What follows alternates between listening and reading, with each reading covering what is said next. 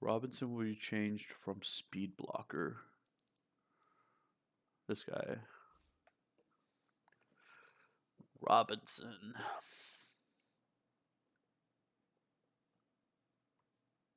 Yeah. Woo, playmaking 10. That's rough. Yeah, you're right. He is slow.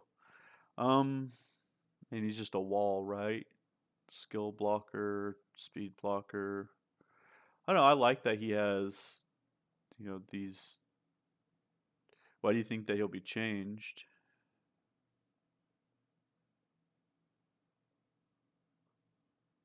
He already has. Um, so cleanse and switch. I mean, the answer to all your speed problems is this guy, right? Plus 30 playmaking. And then, oh, whoops, something on the wrong. So we're looking at Robin Zone. Uh, this guy has 10 playmaking, so yeah, that's super rough. Why do you think he's going to be changed to Will? But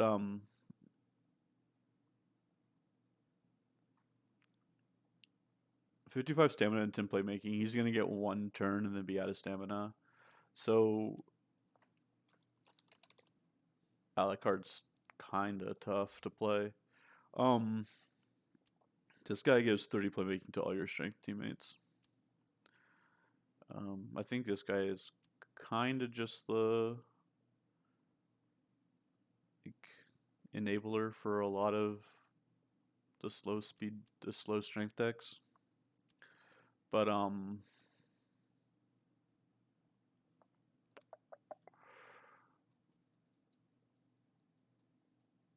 I dropping frames. My internet goes in and out sometimes, so just give it a sec. Um,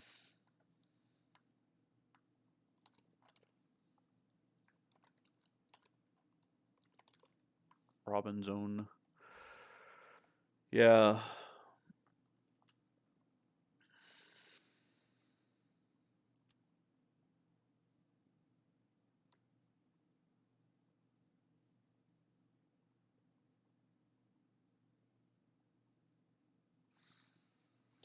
Yeah, clutch blocker's cool. I mean, this guy has such low stamina that you probably take him out super early and then have him play the fourth quarter.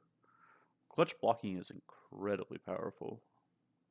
That's a lot of block. 40 block is kind of insane. If you can just put him as a wall in front of the right person.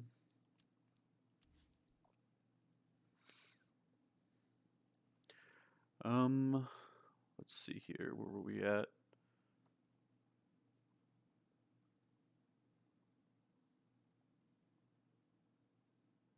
We're at this guy. Speed stopper, speed blocker. I mean, this guy's cheap enough that you can just put him in your bench and bring him in the right matchups. If this is something you're looking for. Like, the substitute and give your team a buff is very, very good. Very, very good. So, worth 7 million for sure. Um, Even if you're just bringing him in for a turn and then taking him out just for this trigger. Um, it's probably fine. Thaddeus Jones.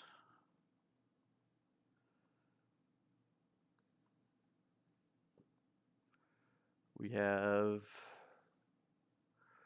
team movement. Pass. Go to. Oh yeah, this set of abilities are very good. And activate pass one.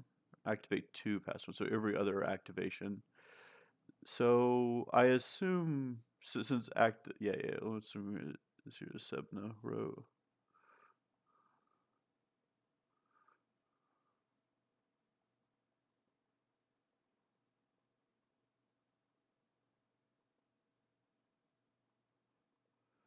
Yeah, I assume it's like your second activation, because I know that they changed the way that triggers work. So activate 2 will be the second activation, most likely.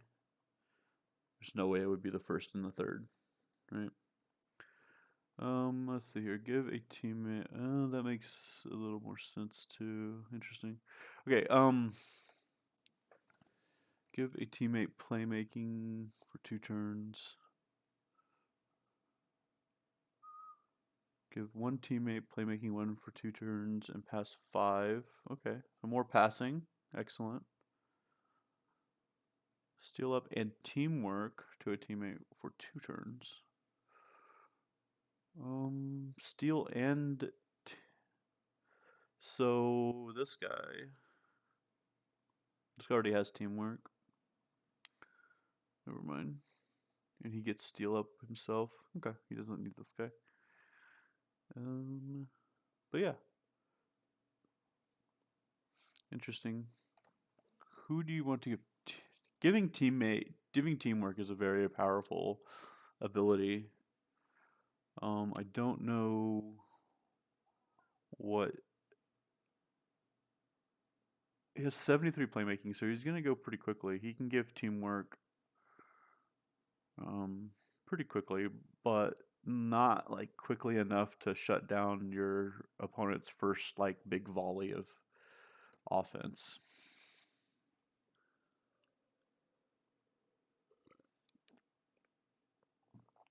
So I don't know if you would be relying on teamwork on this, like the casting of this, to be able to shut down your opponent. But this stuff here, the give a buff when you pass, and he has all these pass triggers and pass stuff. Very good. Okay, bonus pass, team movement. Yeah, could be good if you had. This could be good for option in a movement type team, or if you're trying to have like one big carry, one big guy that does all your shooting and stuff. Pass 5 is a lot of pass. He might be good. Actually, he would be good in this. I was doing something kind of fun yesterday. He'd probably be good in this deck over Carter, right? Yeah. This is feed the post. He goes turn meter. But like, I was just trying to like give old Brook Lopez some shots. So he might be a good option here. This is like the worst thing you can be doing with LeBron James, probably. Is like giving the shots to this doofus. But whatever. I was messing around.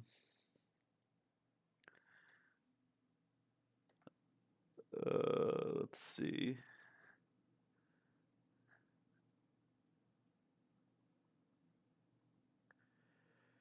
Full contact drive. Give opponent -10 stamina and shoot 4. Excellent. Substitute in cleanse all debuff from adjacent. That's good.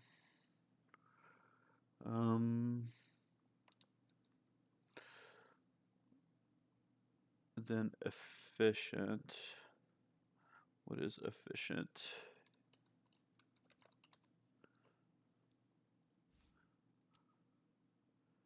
Accuracy cannot drop below 50%.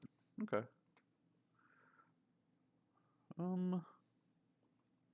This card looks like a good card.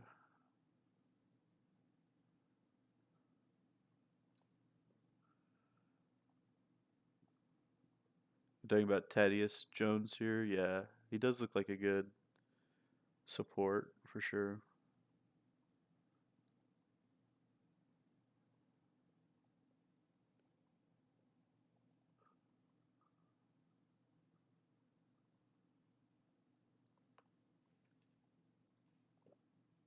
Yeah.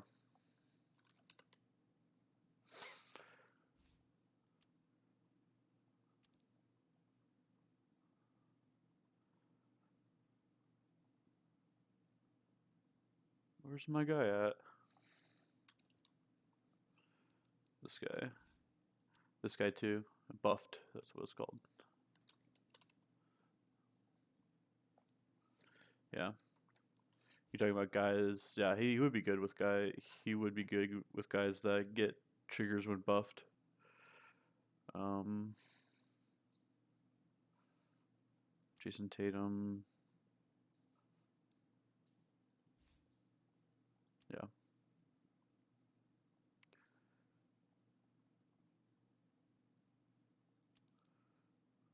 He said Vincent. Gabe Vincent. Yeah. Yeah, these are all things that get buffed when. Yep. I think that's a good idea for sure.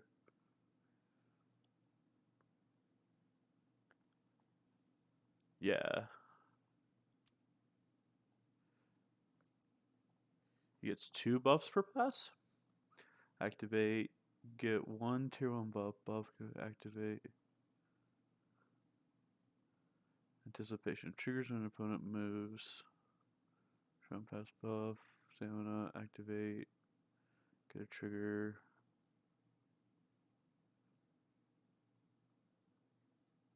Activate? Does activate trigger when you get a pass? Is that what you're saying?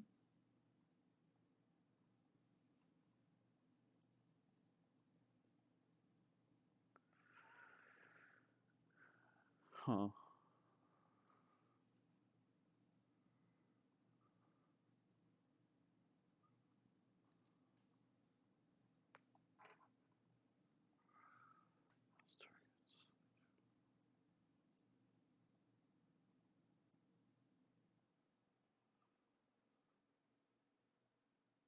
Or are you just talking about like this playmaking up and the you get playmaking up and you get 2 triggers, one from playmaking up, one from the pass itself. That's probably what you mean. Yeah, you get 1 trigger from the playmaking and one random trigger from the pass itself. Yeah. Then teammate movement. Jason movement. Jason Tatum's triggers when opponents move, not when your teammate moves. Yeah. I figured it out eventually. Yeah, he gets playmaking and buff and a random buff, so he gets 2 buffs. Yeah. I eventually figured it out. Yep, that's good. That's good sustainability. That's good sustain. Like Jason Tatum only needs a couple of triggers to be able to survive, to be able to last the whole game. So a card like that would definitely enable Jason Tatum to stay in the game the entire game, uh, barring any like disruption from your opponent, obviously.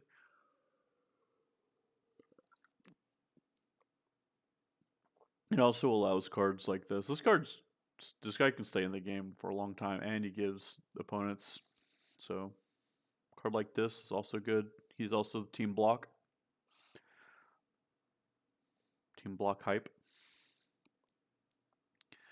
And then AJ Barrett can already stay in the game basically the whole time.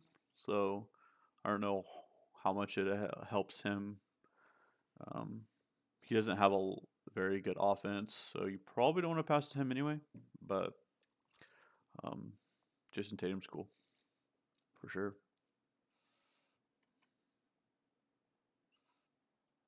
Oops, I was on the wrong scene. Yeah, this guy, Miles Bridges, can stay in the game for a long time. So giving him a little bit of extra strength or a little bit of extra stamina, and he's team block, so it looks fun. Um, like I said, Barrett can already stay in the game for a long time, but Jason Tatum definitely just needs a couple of triggers, and then he's there for the rest of the game. So yeah. Sorry, I'm trying to toggle back and forth between the scenes. Um, Czar Williams.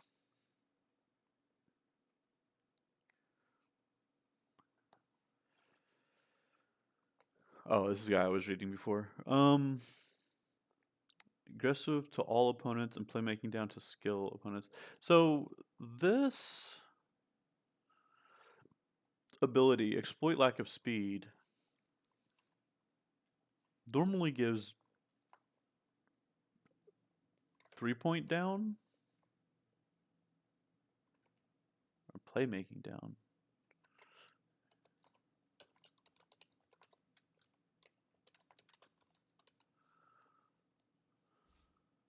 No, it's just skill down. I was thinking of the other.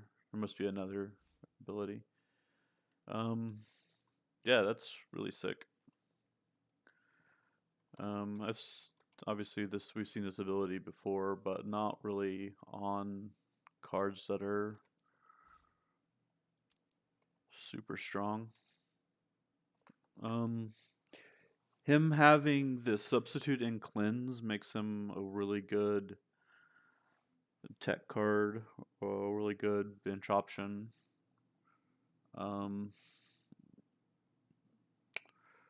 He has abilities that are usable as well. To exploit lack of speed. Aggressive 1 is not enough to foul people out. It is enough to like prevent a few of their shots, but it's not enough to like impact your opponent's playmaking decisions. Unless they're just like getting an absurd amount of shots. Um, Aggressive 1 isn't going to be enough to take them out of the game or enough to threaten them. Playmaking down is obviously always very good, but full contact drive is good. Seems like a good ability though. If you can set up a situation where you run someone out of stamina, get 4 free shots, and the cleanse is just a good thing to do. Efficient, just whatever. Your team has buff duration up. Interesting. So I don't think we've seen this effect on a card this inexpensive. Let me check.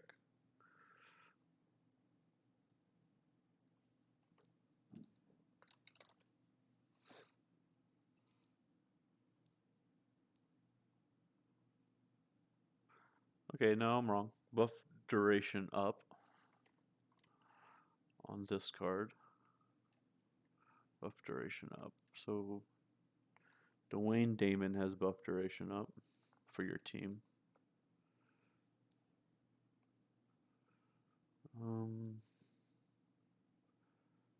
Kevin Looney, buff duration up.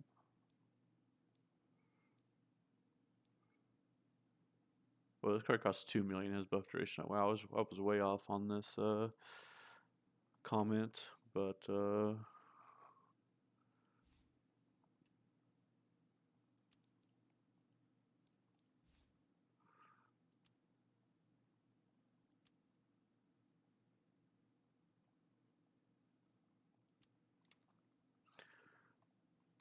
we haven't seen this effect on a skill card though.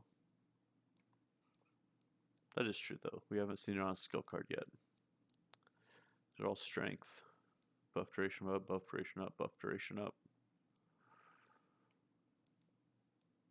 Yeah. So it's only been on strength cards so far, and this is a skill card. That's cool.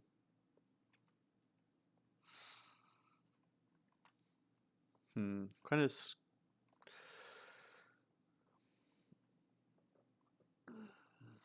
I don't know if that changes anything really.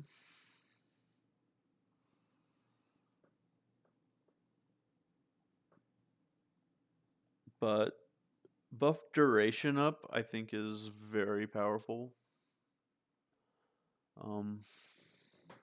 If you have cards that are going to, if you're playing a strategy with like Jason Tatum and RJ, what's his name?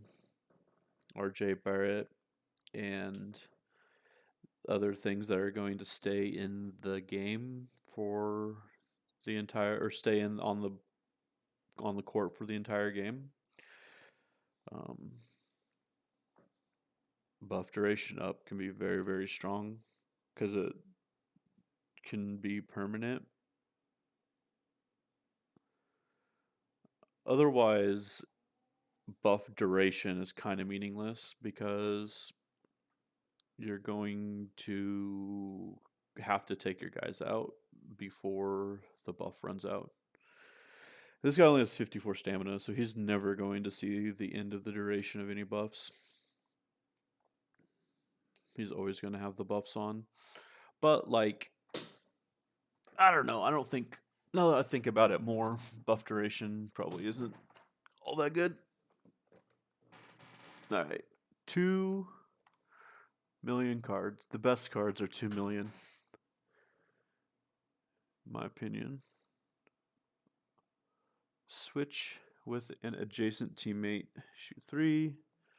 Switch with a teammate. Give them 20 stamina. He has Crafty Shooter. Offensive rebound turn meter. Okay. Crafty Shooter. What does Crafty Shooter do?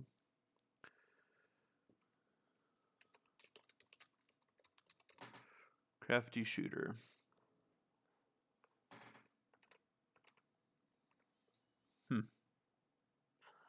We don't know. We don't know what Crafty Shooter does. This guy switches. He gives stamina.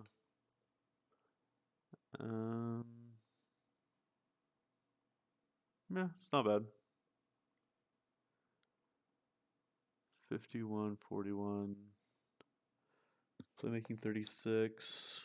Yeah, I don't think that this guy replaces my other options. This Crafty Shooter is incredibly good in some way. And it doesn't give him offensive rebound, so okay, sure. Oh, cannot be blocked. That's cool. That's a cool ability. I mean, obviously, this card is not the card you want Crafty Shooter on, but that's a cool trait for the future. Javier Tierman.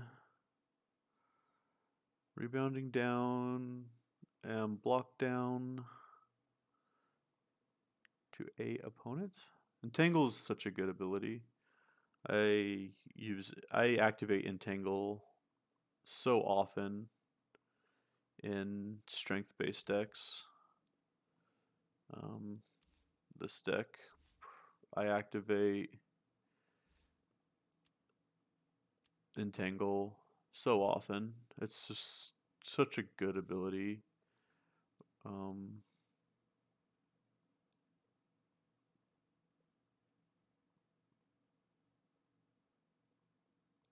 This guy.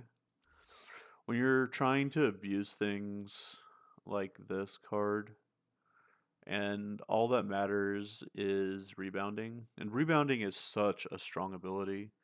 Rebounding generates so many opportunities, so many shots, so many of these like turn meter, trigger, stamina stuff.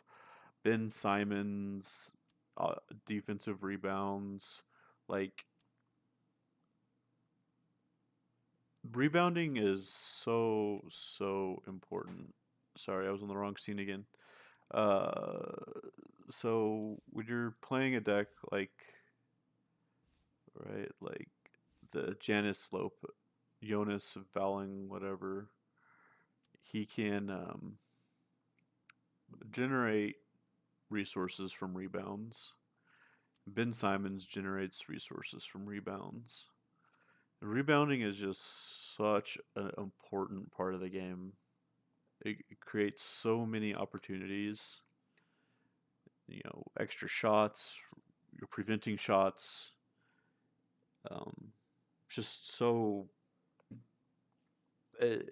it's something that happens almost every time somebody touches the ball. There's a rebound opportunity. So giving their best rebounder minus rebounding, -2 rebounding.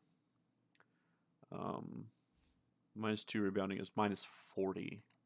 So when you're talking about -40, like this guy has 65, and like I don't know exactly how the formula works, right? But it's opposing rolls, right? Like everyone rolls their rebound, and whoever gets the highest gets the rebound, something in that range, right?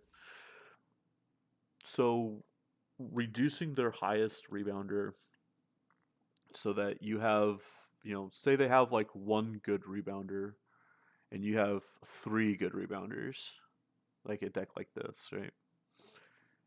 You remove their one rebounder, so they now have no good rebounders, and you have three good rebounders, you just get all the rebounds always. Or in a situation where they have Jonas, you give him -40 rebounding, and all of a sudden he stops functioning as a character. Um, I think that this ability, Entangle, is incredibly strong. Yeah, blocking is also a big counter to rebounds for sure.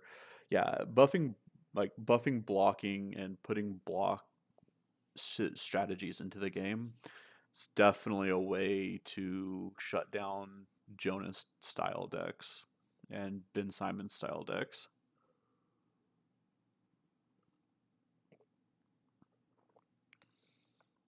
Block shots are not considered misses?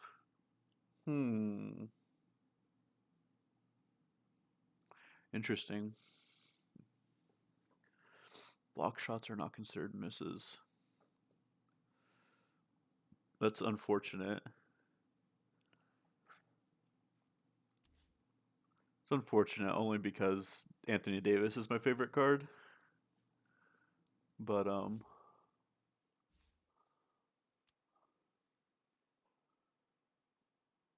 he doesn't get blocking then. Huh, interesting.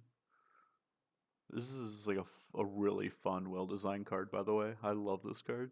It's so much fun to play. Um,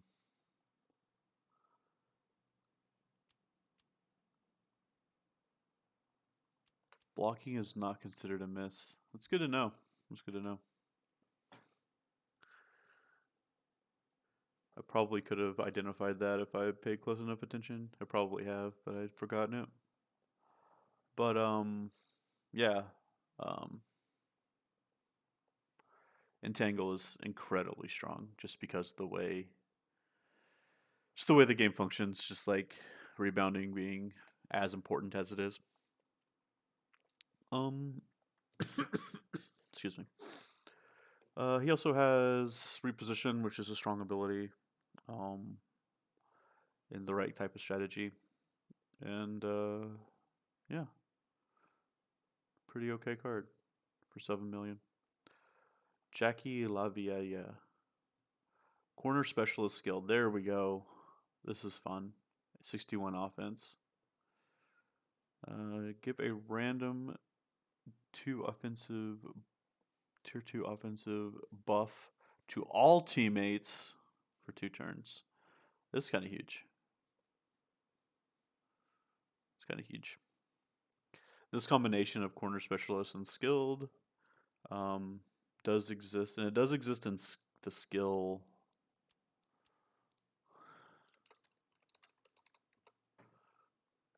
It does exist in the skill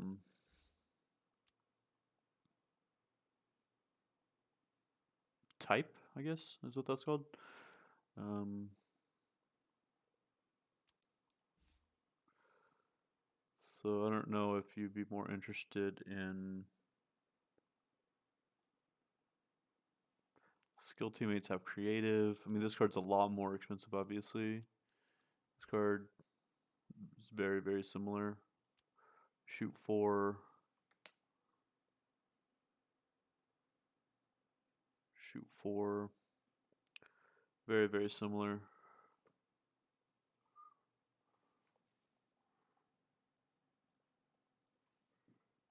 Hmm.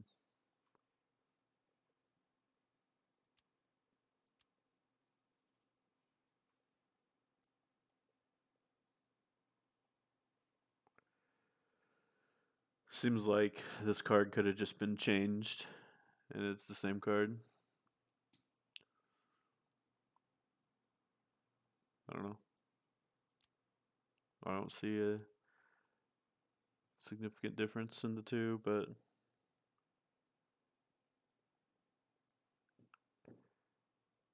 interesting nonetheless.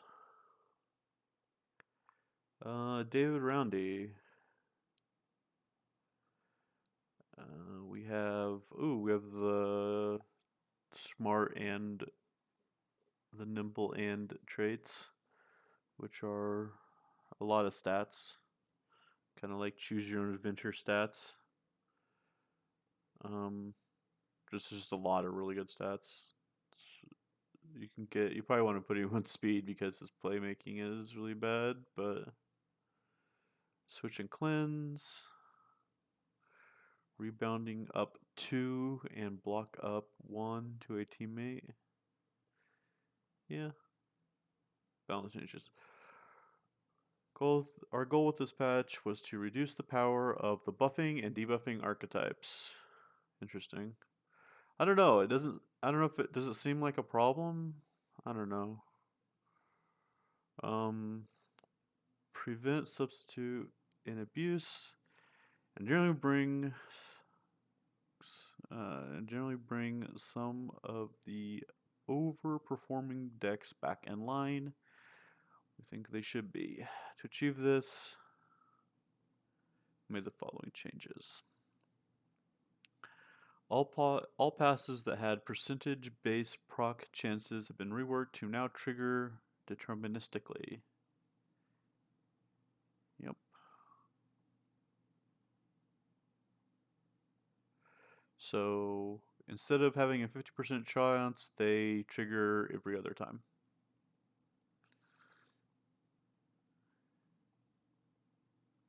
Team buff 50% now has now become team buff 4. Get 2 bonus shots. What does this mean? Every 4th debuff placed on the opposing team now grants 2 bonus shots. This makes the passive more consistent while keeping the average proc chance as before. Same average proc chance as before. So team buff 4, you get 2 bonus shots, but you get 5 buffs whenever you substitute in whenever you substitute in whenever you substitute in JD, for example, you get 5 buffs, right?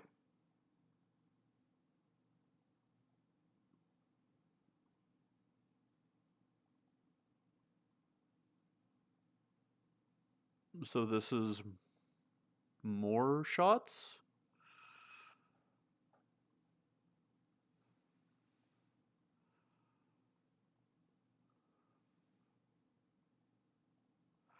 Maybe there's more to it. Substitute in and exhausted passives are now once per match effects. Oh no! It's dead. They killed it. It's dead.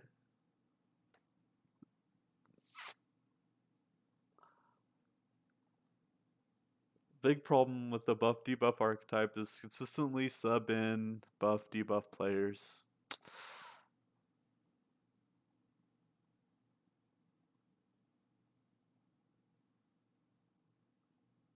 Also comes the benefit of fixing a few other sub and abuse strats. Yeah, I mean this is definitely one way to stop it. Yep. You only get the substitute trigger once per match. Interesting.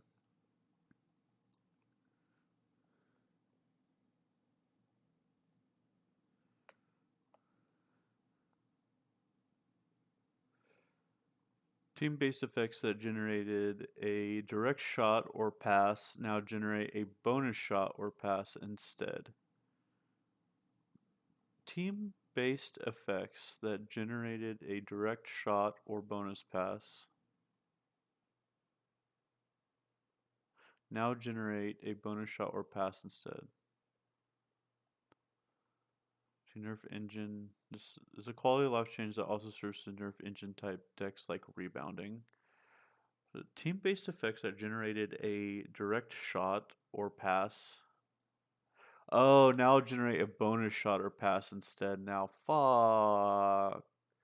So Ben Simons.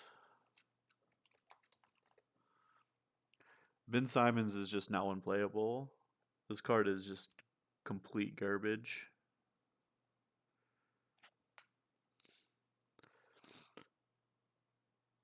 So now, like, he gives, on his turn, he'll give one player 5 stamina. And then he'll feed the post and give that one player 5 stamina. And then that's the entire game. And maybe he might be able to activate this one more time. So the entire function of this card no longer works because he generates bonus passes now instead of passive passes or triggered passes. So they'll all trigger at once and they'll all trigger and target the same target. And if it works the same as Feed the Post, because Feed the Post just triggers this ability once. This give 5 stamina. So when you do Feed the Post, it gives 5 stamina to the target.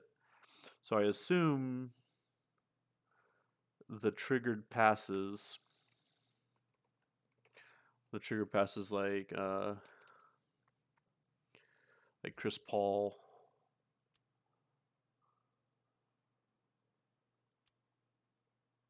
I thought he had a bonus pass. So with substitution, you'll get like bonus passes as well as this instead of this team substitution. Also, like team substitution with Chris Paul, like probably no longer is a mechanic to use. It's a big change to the game. Having shots / passes trigger one at a time.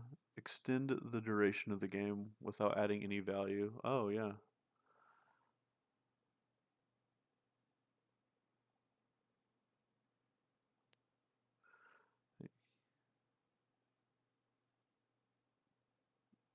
Yeah, exactly, Kimball.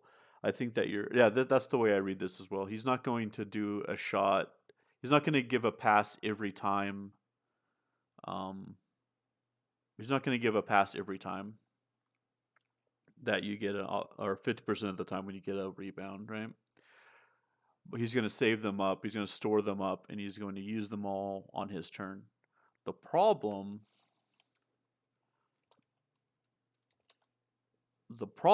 is that it only triggers this ability once. Oh, sorry. The problem is that it's going to only trigger this pass plus stamina one time. So he's going to save up all of his bonus passes. His turn's going to come around. He's going to target one guy, give them 5 stamina, and that's it. And then, the passes, obviously. But, like, using this guy to sustain stamina, which was kind of his role in general, no longer functions because of this change. Unless they change like passes to be individual triggers to individual random players, which I think that's what like passes should be, to be honest. Like when you store up passes, like it says pass to a random teammate, right? But it's not random. It's like each individual pass is not random. It rolls once, and all the passes go to that one player.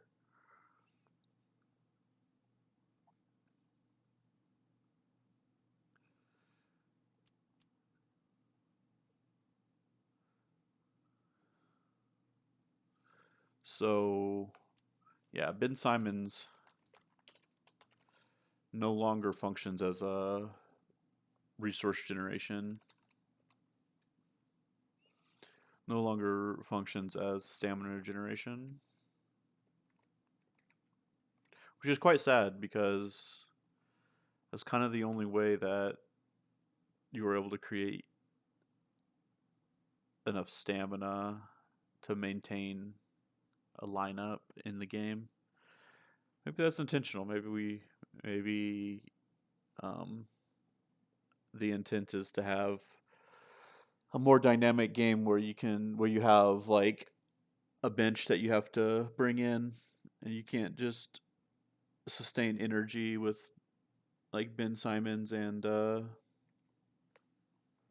Yanis.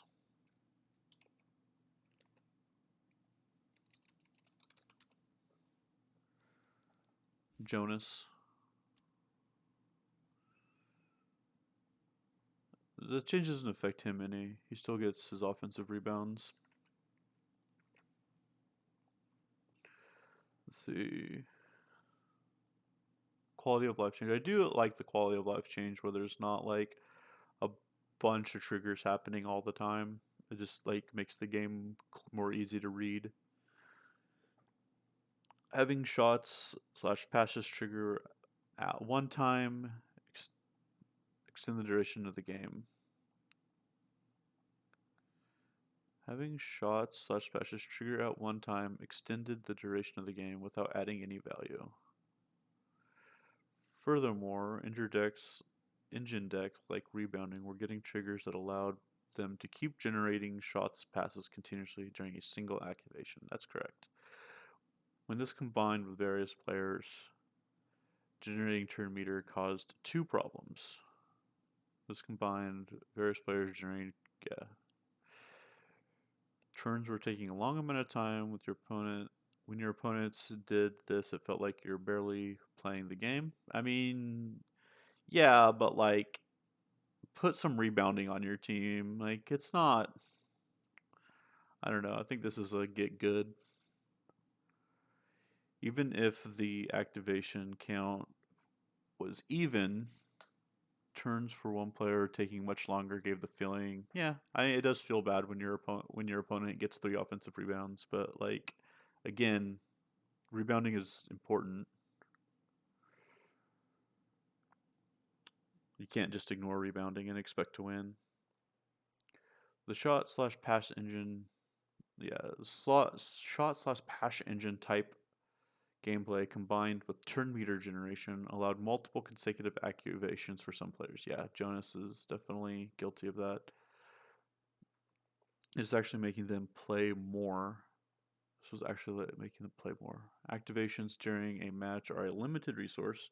Having one player get significantly more than another will give them an insurmountable advantage.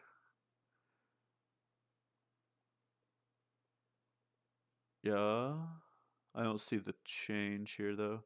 The addition of bonus shots passes to the game has extra indirect benefit. Also buff skills that remove the two. Yeah, yeah. I do like that. I do like that part of it. So I see this here. How is this related to this though?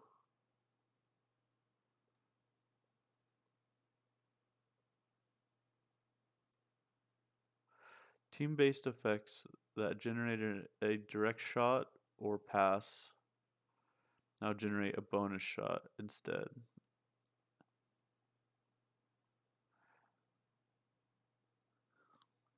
It doesn't change. I don't see any change to having a shit ton more rebounding than your opponent. I don't see any change to Jonas getting 200 offensive rebounding and taking 4 turns in a row.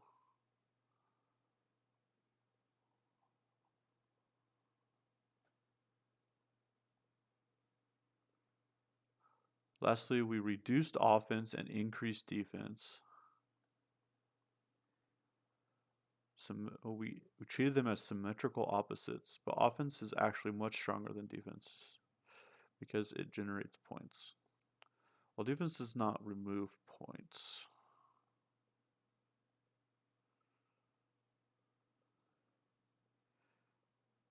Hmm.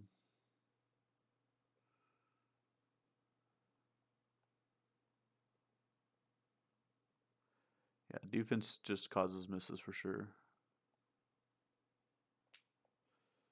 Offense is still stronger, but by a significantly lower margin.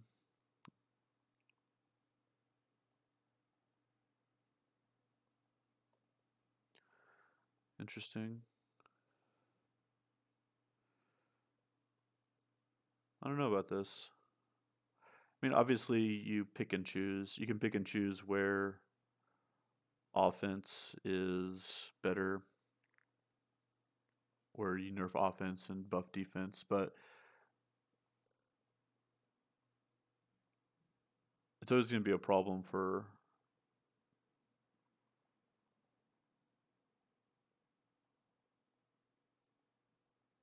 Yeah, I don't know if average is like the best way to. Yeah, I don't know if like average really matters, right? Like average of you can change the averages of completely unplayable cards. You can change the numbers on completely unplayable cards and make them even more unplayable, and then the real thing that matters is the cards that are played and the cards that have already good synergy packages. And like removing offense from a card like um, removing offense from a card like RJ Barrett, right? Like this card is good in these like say these decks still existed, which I don't know if they do or not. But this guy has incredibly tough time scoring already. Um, so like reducing his offense doesn't do anything because he already can't score. So you just change his like 12 points into 11. So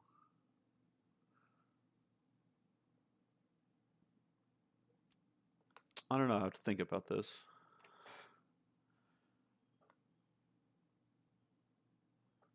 But like just talking about yeah, do it where it makes sense. Okay, yeah. If you do it where it makes sense, then it matters. I don't know if average is the best way to talk about it if you're doing it where it makes sense. And like talking about it as being symmetrical opposites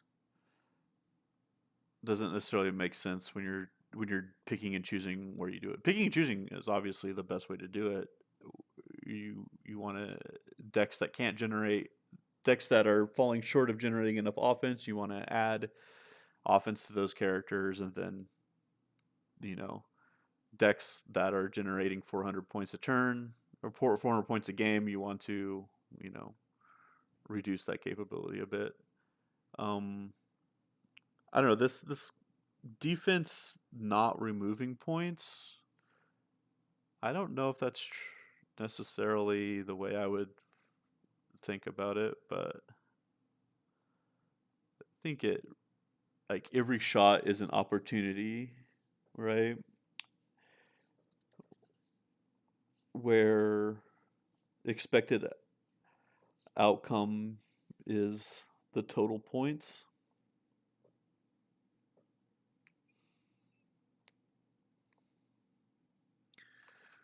I don't know. Furthermore, this doesn't even completely negate a shot, and then you have then they have rebounds. Yeah, rebounds are the difference maker here. I mean, the making defense better and offense worse is just making rebounds better. The patch you missed the patch notes, but there's a lot of cards. They added a bunch of cards, a lot of cards. They're changing the way a lot of things work. Um, changing the way triggers, like 50% triggers are no longer 50% triggers. They trigger every other time. Substitute in only triggers once a match. Um, then And I'm getting to passives here. Let's see if we can. 50% chance to get one bonus pass is now get one bonus pass. Yeah. Yeah, I don't know. My initial reaction is that the sub change is heavy-handed. Um, because this deck can be shut down, but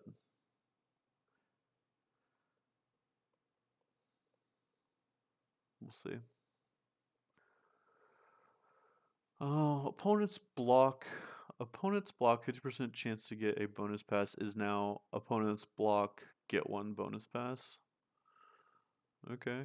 Tori Gregg is already a really good character. I buff 2 anti-block passives, help keep the blocking interesting.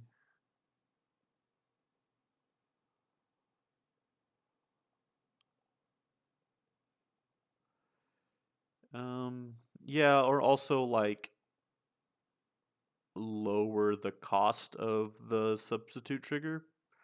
That way you can put more of them in your deck.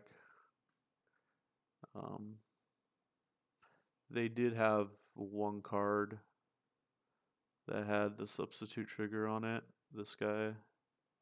But he costs more. He still costs more than the average player with this ability, or more than. I guess he's like on par with Joe. Joe costs 9, so he's cheaper than Joe, but he has like really low playmaking. So obviously JD is the best. Let's see here. Opponent move. So these are just like a bunch of. Well, there's no way I can like grok all this. Team buff, team buff. Let's look at team buff. Team buff 50% chance to get one bonus shot is now team buff 4 get one bonus shot. This is Jalen, Joe, Kristen Braun. Team buff 50% chance to get bonus pass. This is Derrick Rose, Malcolm Brogdon. This is all these characters. Kyle Lowry. It's 2 variants. This these are this is the deck here, yeah. And then the exploit variant as well. Chris Paul, Kyle Erling, yeah, same 4-1, 4-2, 4-2, 4-1. Okay. Miss 3. Let's see. Did Simons? Ben Simons. Okay. Team defensive rebound 50% chance is now team defensive 2 get one bonus pass. Yeah, this card's bricked.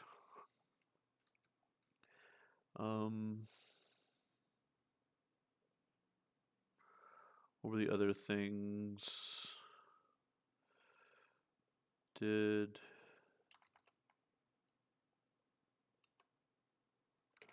was I always read this guy. Jonas. Change the stamina to 55, block reduced, offense reduced. I don't know if this changes anything. Let's see here.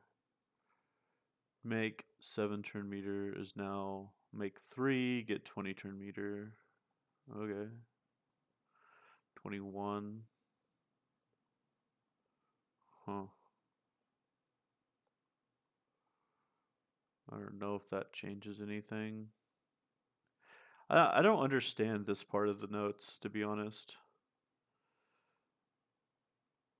Turns were taking a long time. Where your opponents did this, it felt like you were barely in control of the match. Even if activation count was even, it feels bad. Yeah, the shot slash pass engine gameplay combined with turn meter generation allowed multiple consecutive activations for some players.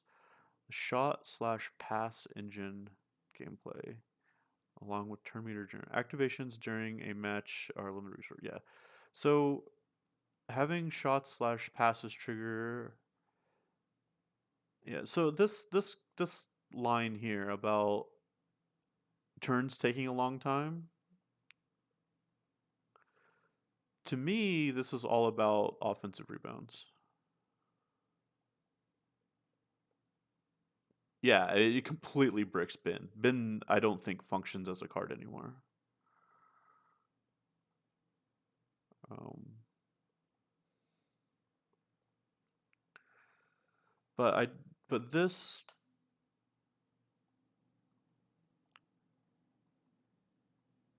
to me is all about offensive rebounds, right? But I don't see any change to offensive rebounds.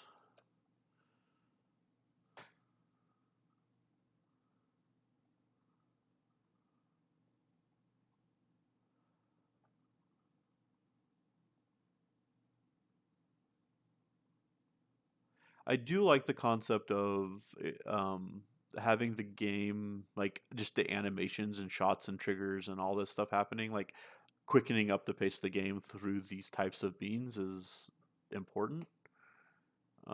Just streamlining, it's very important. But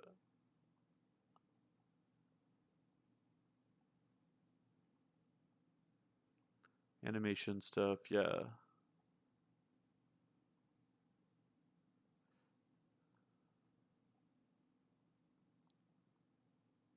Yeah, I agree. I completely agree with what you're saying that like the animations are what causes games to feel like they're a lot longer than they need to be. However,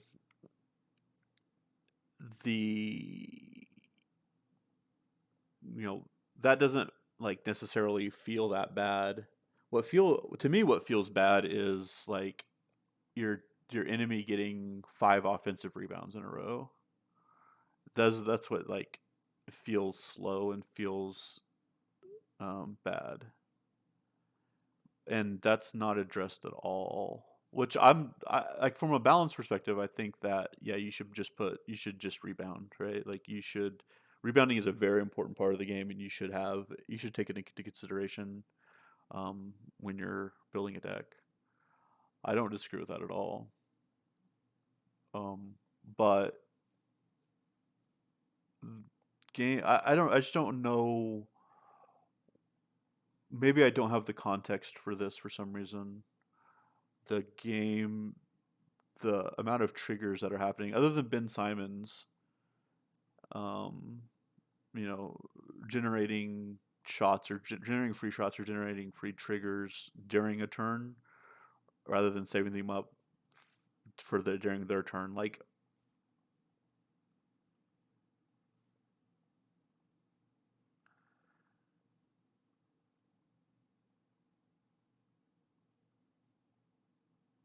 Tauray Easton. Okay, let's.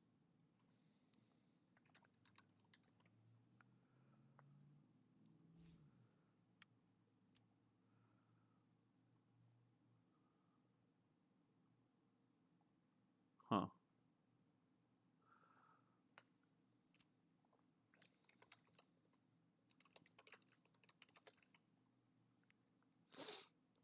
LaMelo Bowl.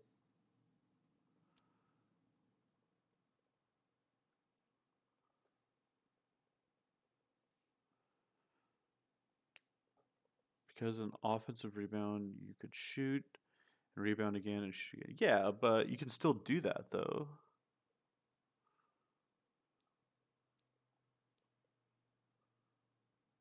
Yeah, this generates an extra shot, sure. Yeah, pass is being generated. You just offensive shot, generate offensive shot, generate offensive shot.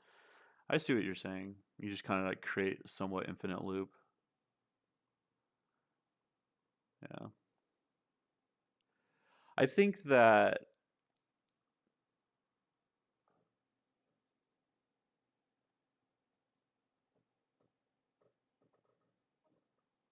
yeah, since it's happening, then you just create offensive rebounds, create more offensive rebounds.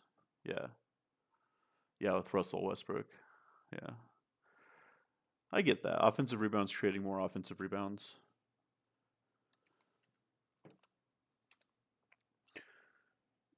But I mean, you're still going to.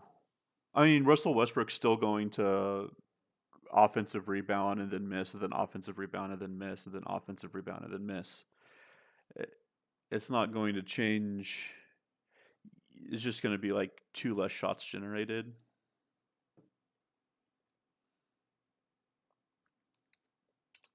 I guess that's significant.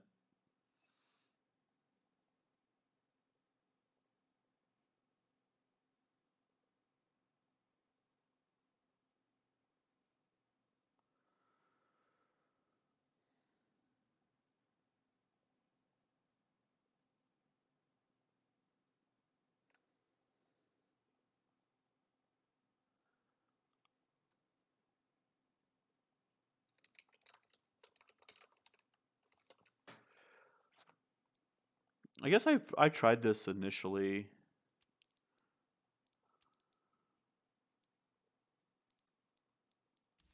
Oh, bug report by the way. Uh, this happens sometimes. I don't know how. You can't get rid of it. There he goes. Um, yeah, this deck. This deck is what we're talking about. I don't know.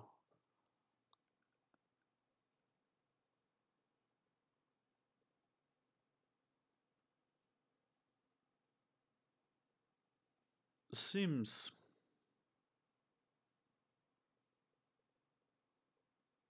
to me. I need to bam in this. Oh, I needed bam.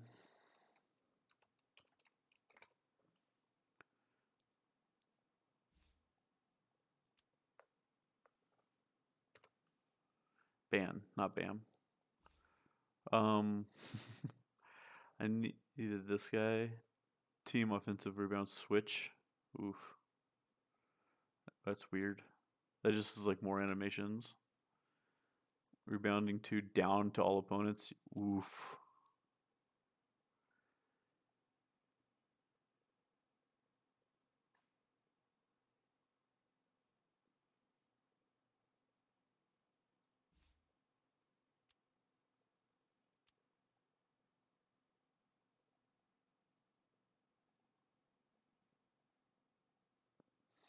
Yeah. Yeah, you play ban. Yeah, but like, huh. I'm just um I'm just sad that Ben got the Ben Simons got hit in the crosshairs of this because defensive rebounds don't generate more offensive rebounds, right? Like team off defensive rebound, you get a pass, and then if you get a rebound, that's an offensive rebound. And it doesn't re-trigger this, right?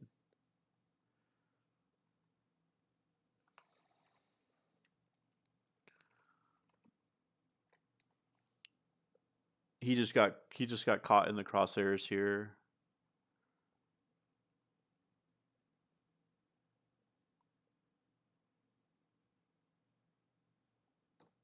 Okay, cool. It's just a personal. It's just a personal.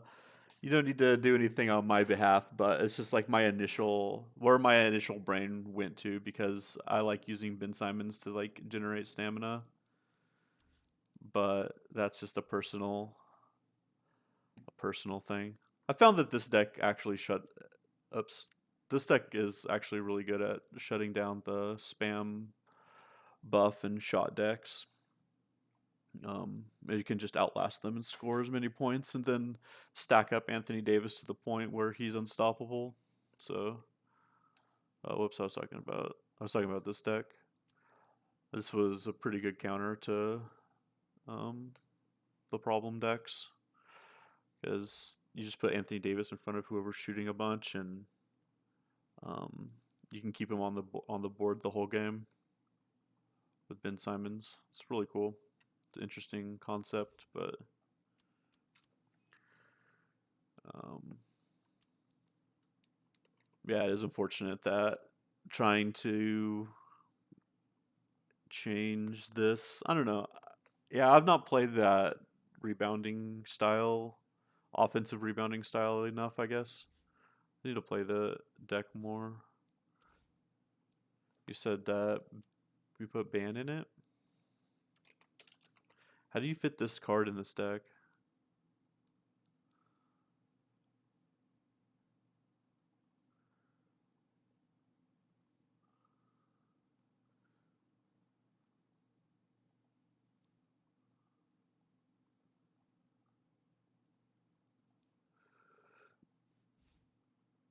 It's so then you just have like no. I guess like the side you have like a little bit of money because of all these random cards that actually.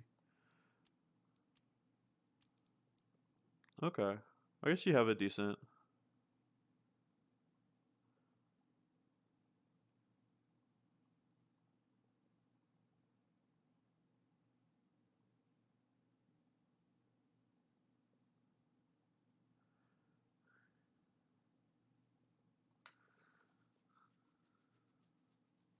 I guess you have 35 million for a bench here.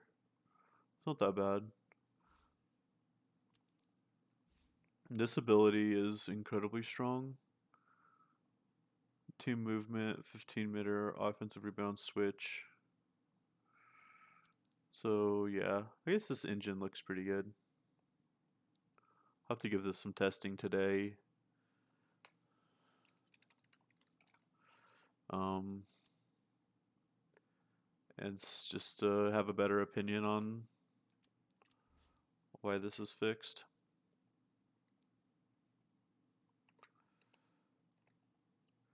So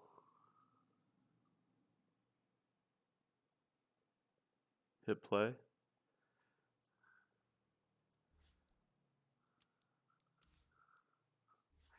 With this deck? I need a.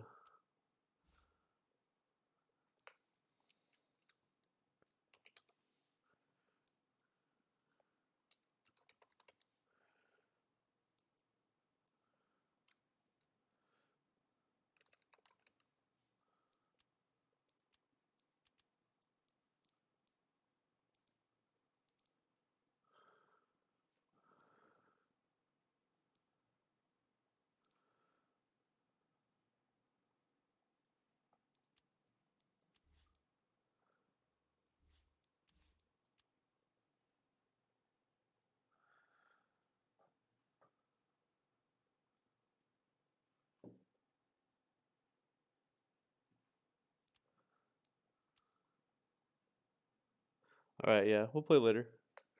For sure. Hit play. I hit play.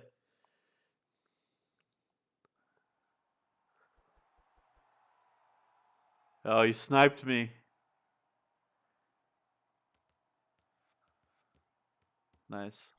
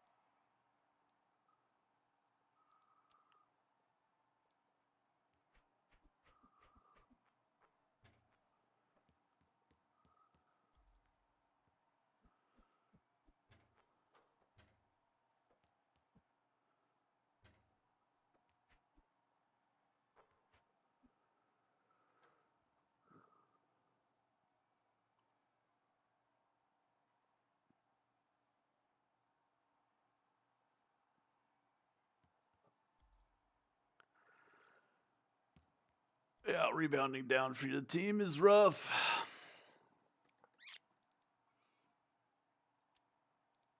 Hmm. Yeah, I think that's the more the problem than anything.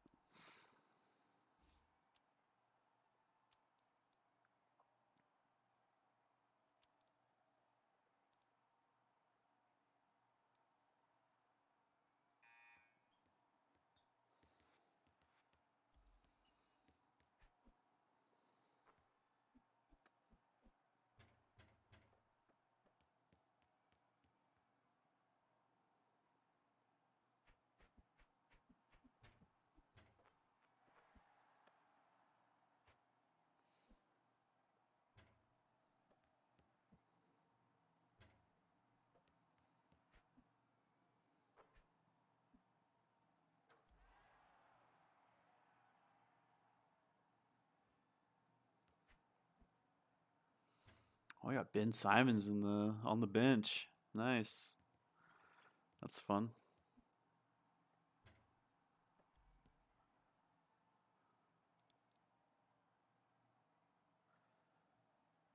Um,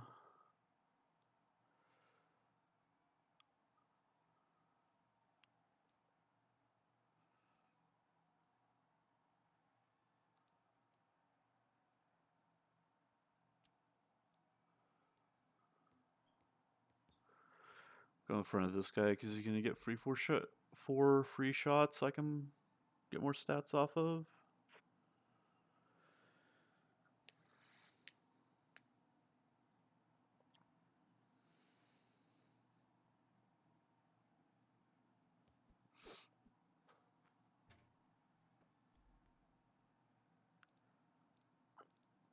And I gotta get some stamina off this guy.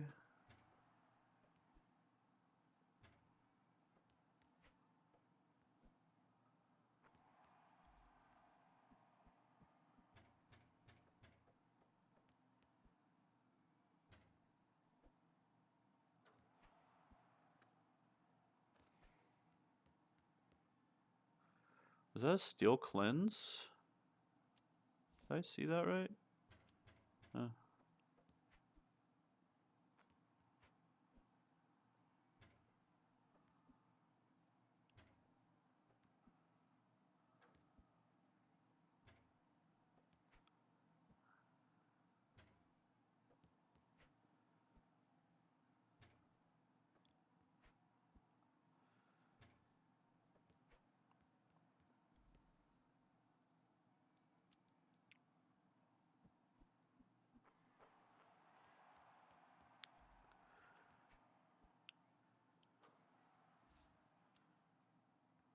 wow, this matchup is so good.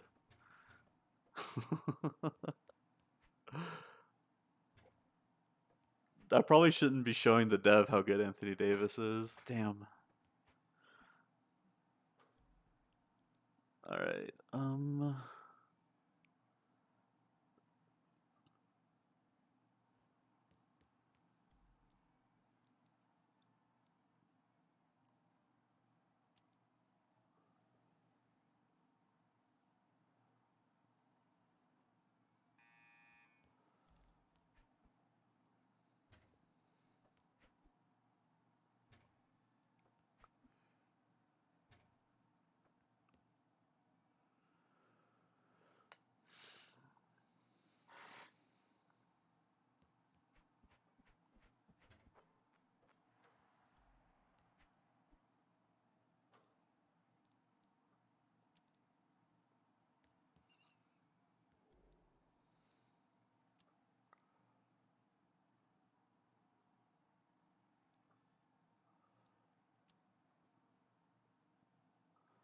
just gonna take all these shots.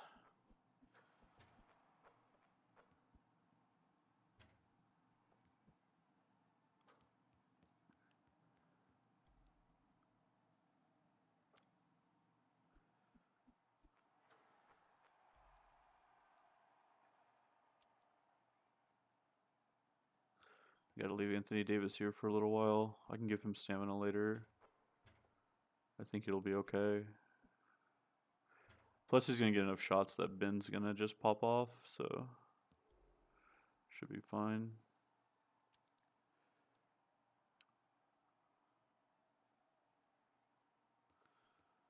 Give stamina to Ben.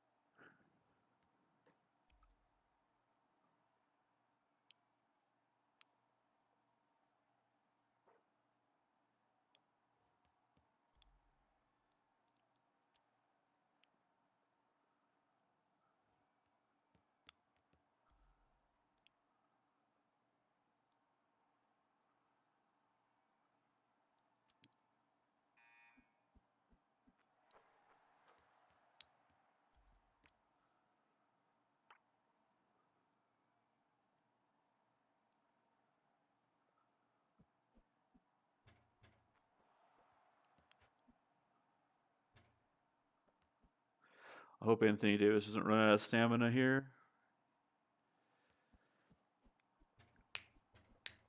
Come on, Ben. Give him some stamina. Jack Lambdale does not need stamina, Ben. I appreciate the effort, though.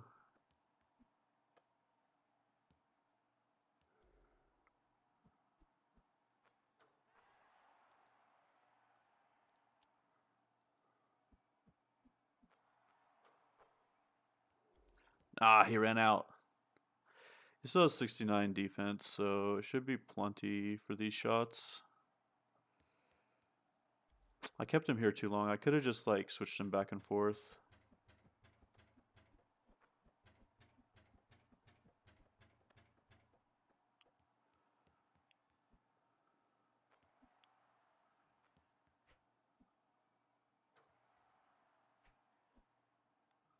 Dang.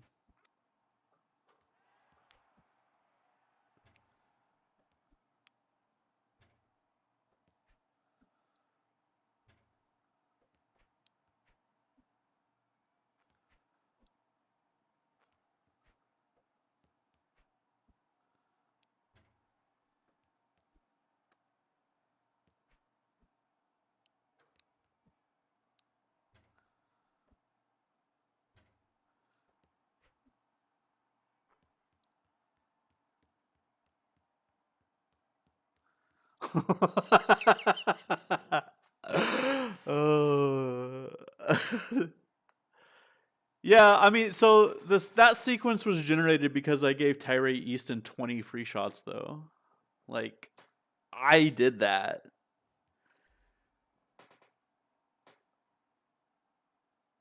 It wasn't generated like if you look at the rebounding stats. Like I have 53 rebounds and you have 15. That was exclusively generated because Anthony Davis gave him 20 free shots.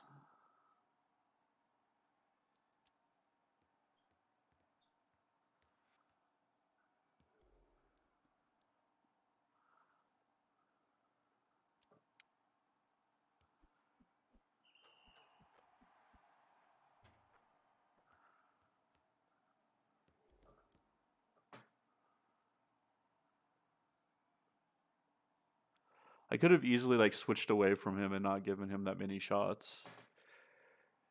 The issue is offensive rebounding, right? Like if I have a team that can rebound 53 to 16, like yeah. Yeah, yeah, that was my initial take was like it's just a get good moment, right? Like you have a couple situations where you get out rebounded like 50 to 10 and you see how many actions that rebounding generated and you're like, "Wow, rebounding is really important." And you change your deck and you put rebounding in it.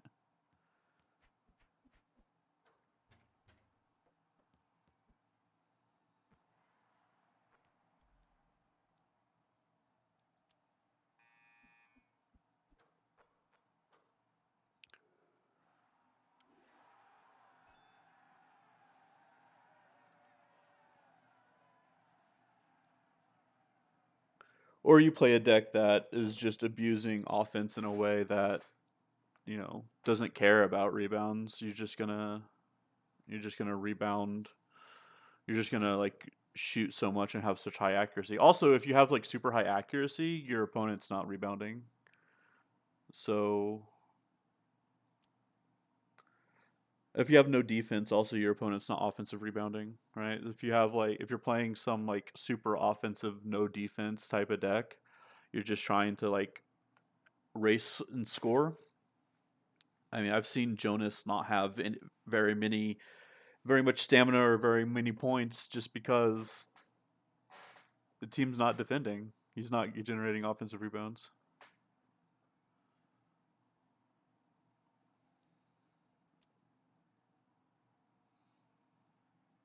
Yeah, this is like my pet deck though. This is the deck I really like playing.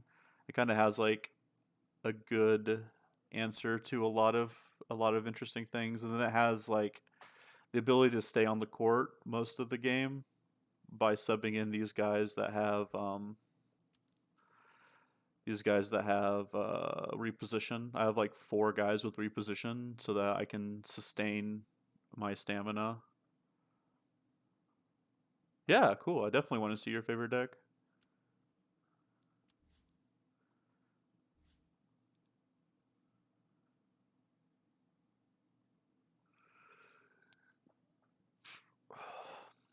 I'll play something that is not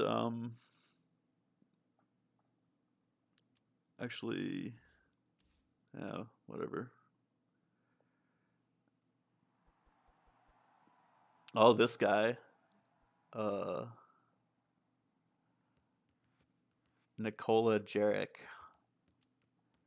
What are we doing here? Jamal Murray. Oh yeah, I got Jamal Murray too. This guy is the uh-huh. This guy is bonus shot guy. Uh-huh. This guy's bonus. Oh, this is really bad that I have LeBron. Dude, Intimidate is it's an ability. It's an ability. Whew. Boy, is it an ability. Yeah.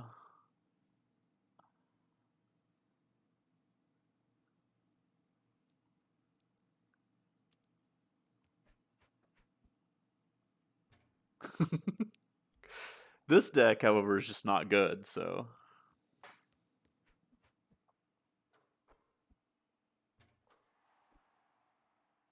you'll probably be fine.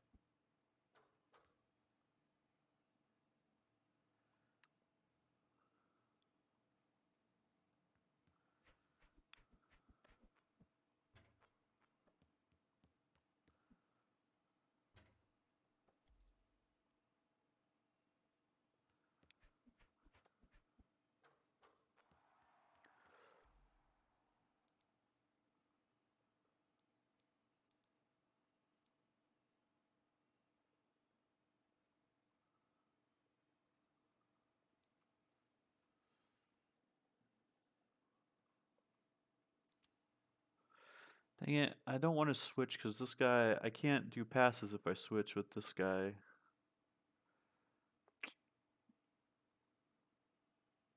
I can't pass to this guy if I switch over to here, but I have better offense if I switch over to here. Huh.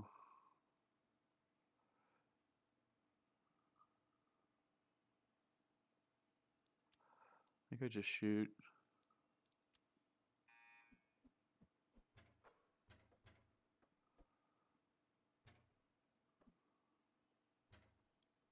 This guy's so bad.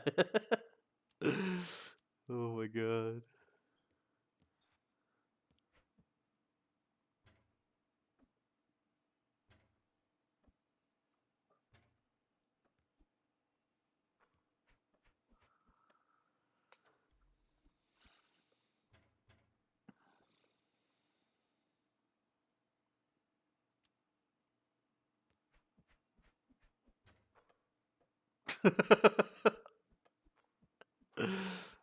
Oh my gosh.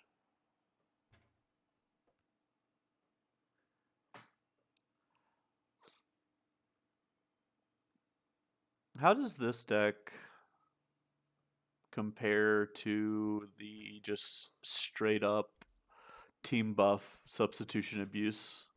Or is this like with those nerfs in mind?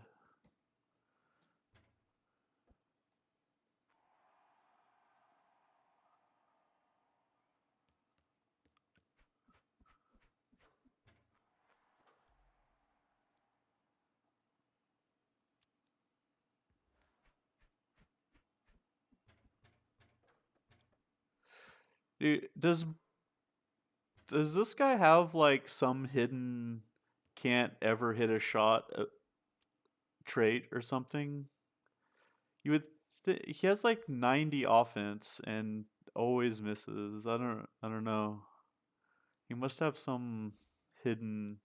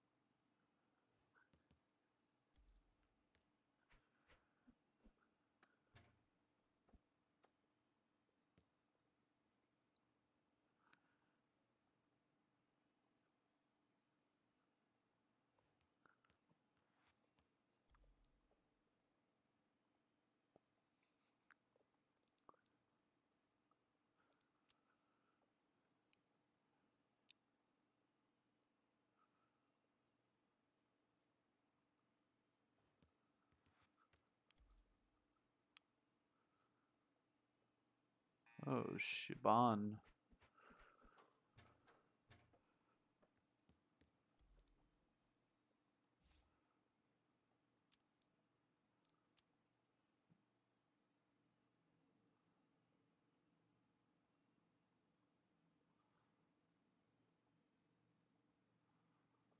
Hmm.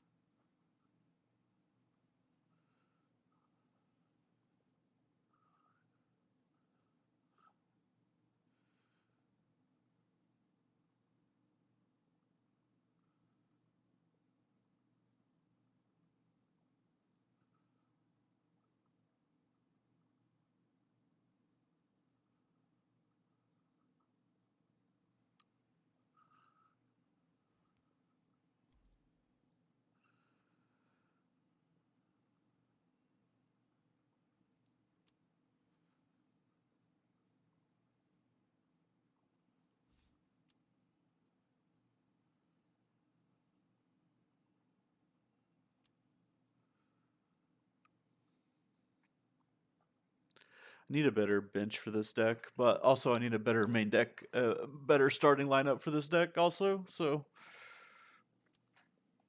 this guy can just never hit any shots. So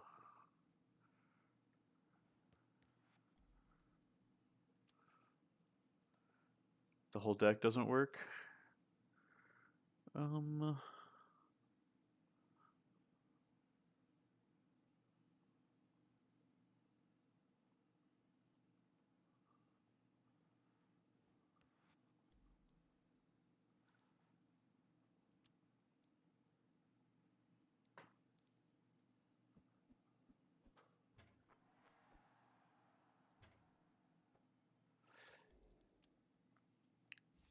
He needs offense up, is what you're saying? I agree. He needs offense up.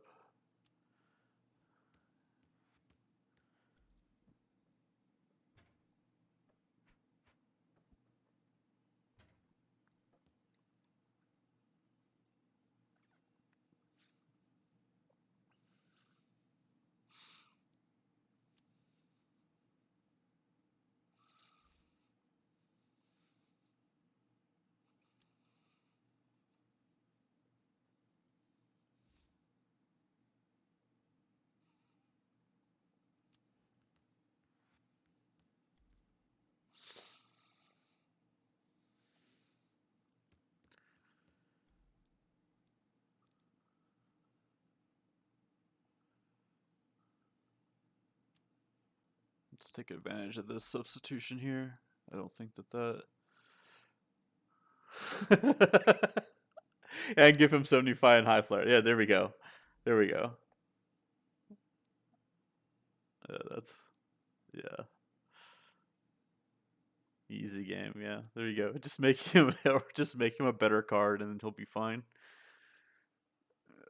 Uh,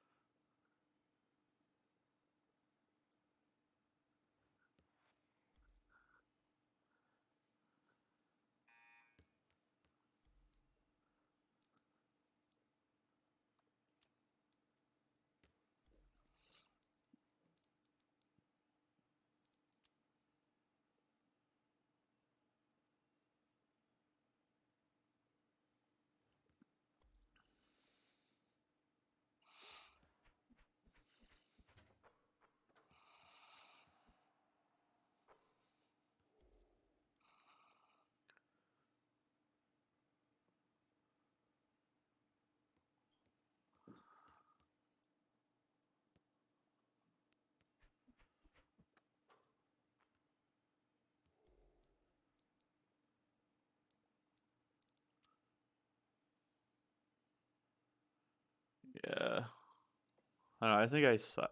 I don't know. There's something about this deck. Every time I play it, I don't like sub in and out my guys efficiently enough. Guys just don't have enough turns. I guess I just don't generate turns. I don't generate meter.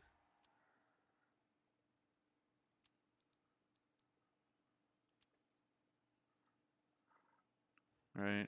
I just don't generate meter in any significant way. So I always feel like I don't know. This deck's just not good.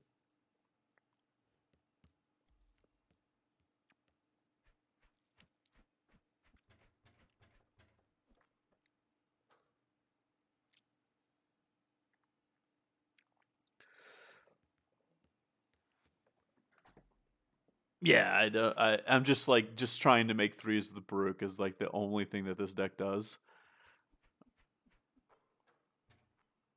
Yeah.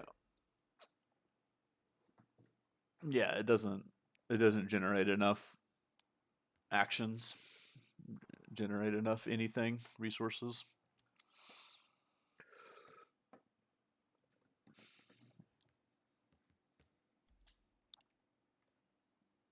Porter Jr., yeah.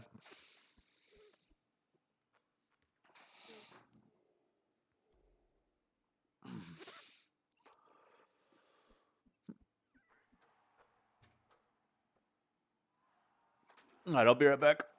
I'm gonna take a little break.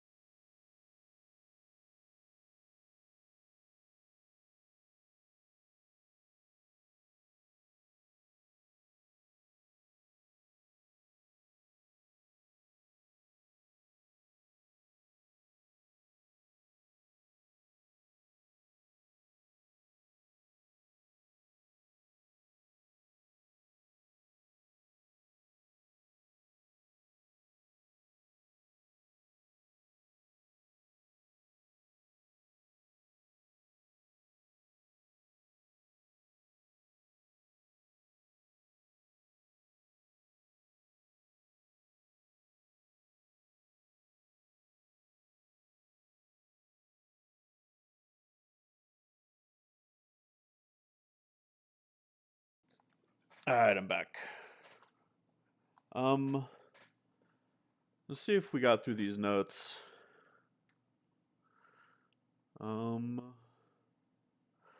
Players. Salary increased. Let's see here.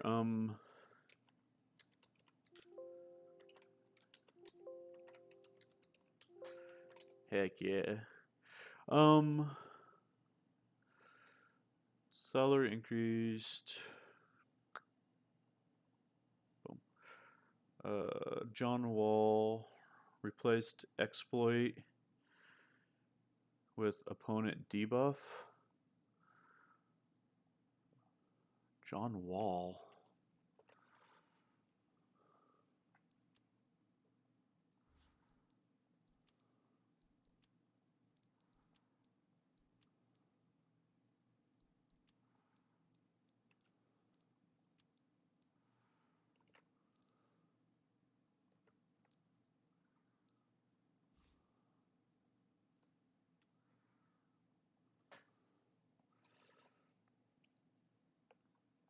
I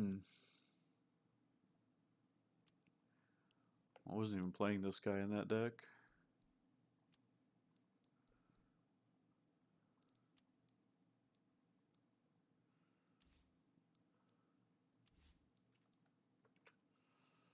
So you're John Wall, 19 million. He's just like the most expensive option. Maybe I would play him over Chris Paul. No, Chris Paul is so good in this deck. But I guess he doesn't work anymore because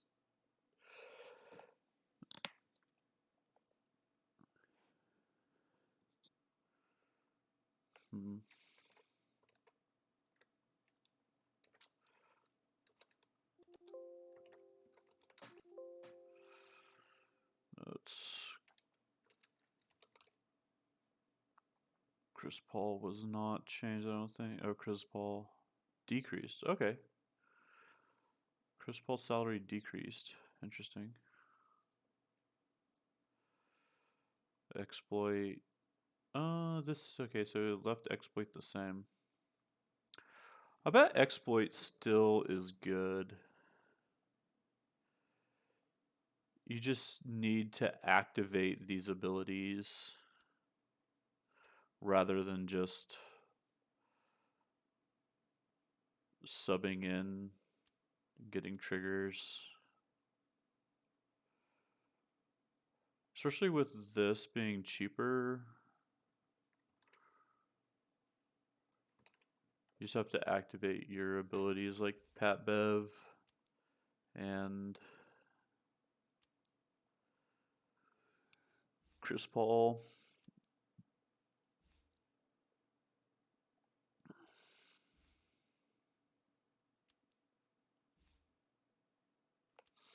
Wonder if there's any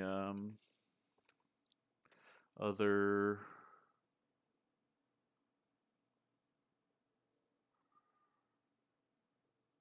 Okay. Yeah, all these passives are just now. I'm not going to go through all these. That's just changing this. Okay, so Chris Wall change. I wasn't playing anyway. Kenny Slothin replace contact finisher.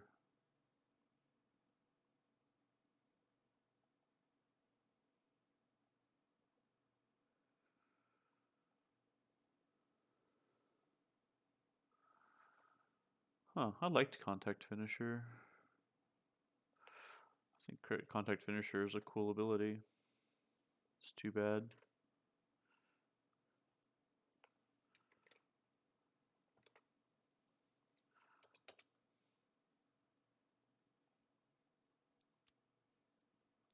Huh?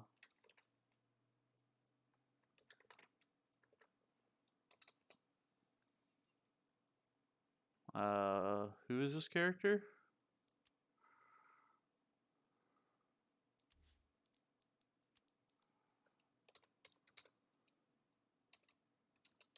Ken?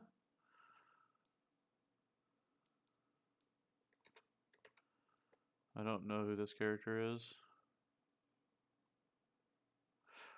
Oh, it's new. Oh, okay.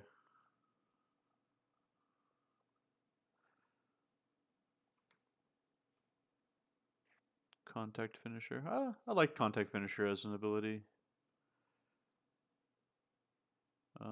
Replace passive anticipation shot one. Oh, Jason Tatum. Shot one, pass one with get one tier three. Tier three? Get a tier three? Whew.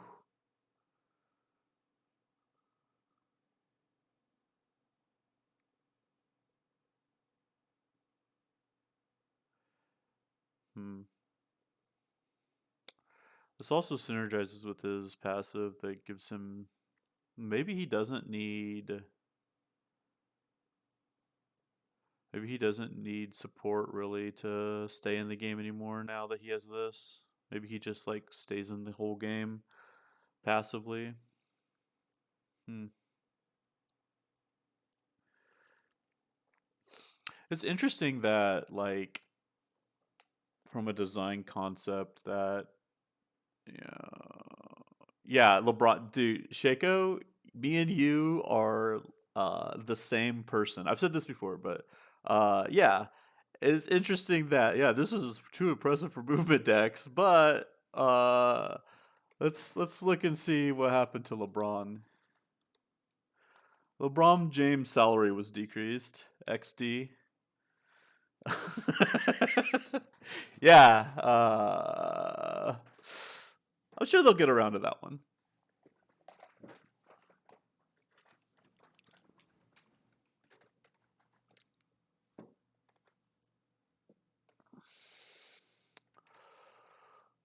Increased salary, increased. So Malcolm Brogdon, this is the exploit guy, right? Yeah, this is the exploit pass guy. Activate, get one tier one buff. Okay. How many times has one of us played it against the other and saw LeBron and snap conceded? Yeah. Yeah. Yeah. I've been guilty of that. LeBron is kind of oppressive.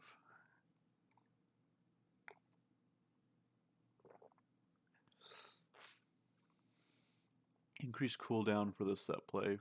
First first up two backdoor. Fist up two backdoor.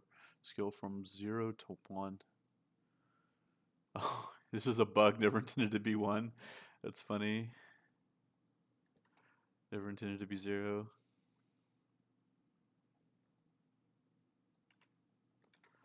I mean, it gives your team rebounding up, so interesting. That's funny. Paul George, salary decreased. Changed passive. Will teammates have obnoxious defender? Or teammates have a ooh. Oh, obnoxious defender reduced. Okay. Yeah, this is cool. Yeah. Yeah, will is not what you want to be defending with for sure.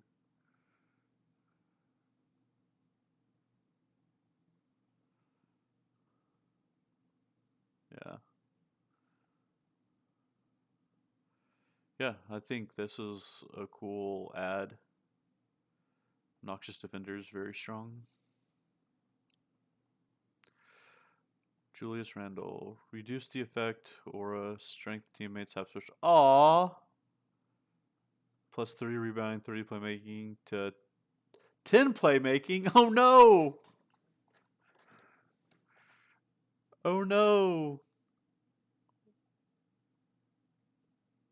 Oh no! Reduce the number of shots. Oh no! Reduced offense. Oh no! Dude, Julius Randle was so good. Hmm. We went overboard with the playmaking aura. Uh, he was definitely a must-have in any strength deck. So the thing is, like, the problem with him. See, this I think is the problem that the strength, all the good strength characters have complete shit unplayable playmaking. Like it's a certain barrier to entry where you have to have a certain amount of playmaking to be able to be played, I think.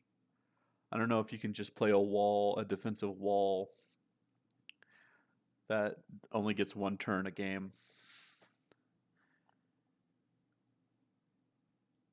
And Julius Randle like made these cards playable.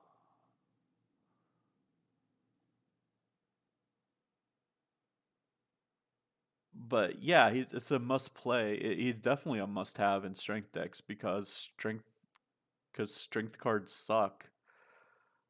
Their playmaking sucks. So putting him in line with other strength players just makes strength cards worse. I don't know.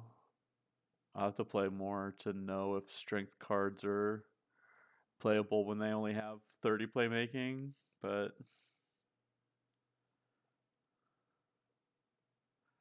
Carmelo Anthony changed from strength to skill.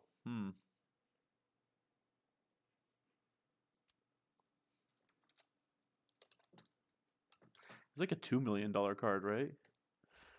Huh.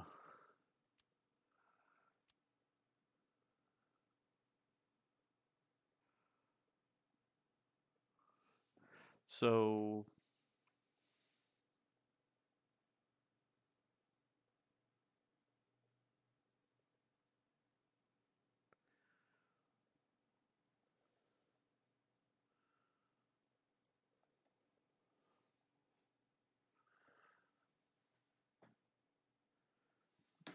so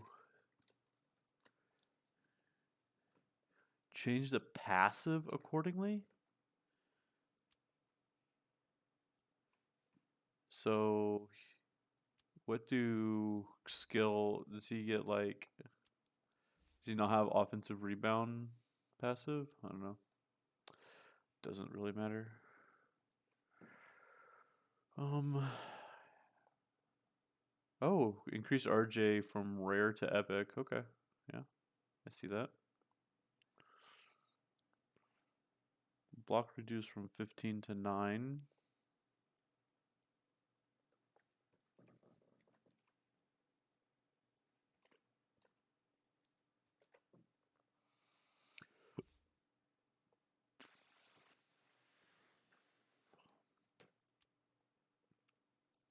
Yeah, this was.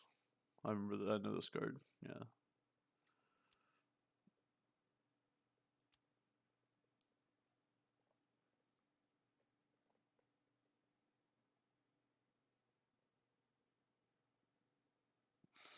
Yeah, the rare dusting thing. Yeah, you're right. I forgot about that. Yeah, there was a situation where I got 200 dust off of a rare card. I don't know if there's a clip somewhere. I don't remember what character it was, but I definitely got 200 dust off of a rare card. It's happened more than once. I don't think it was RJ, but I don't remember. Some white side, reduce block, reduce block. We kept buffing block and adding block focus players lately. We're also doing it this patch with the addition of Deja and Jerome.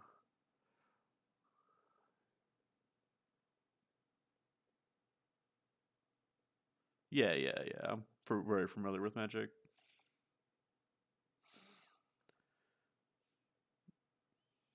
Yeah, I've definitely noticed the color pie type thing. It's just cool. The thing about Magic though is that you're unable to access those other things due to the like mana system. So the color pie isn't a limiting factor like it is in Magic. It's in this game you want to have like a bit of everything. Randall was very off color with the 30 playmaking. Yeah, but like I don't know, you kind of need to have playmaking. Your red cards kind of need to have more than 20 playmaking.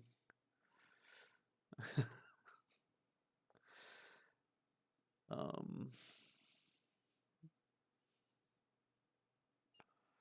let's see here. We kept.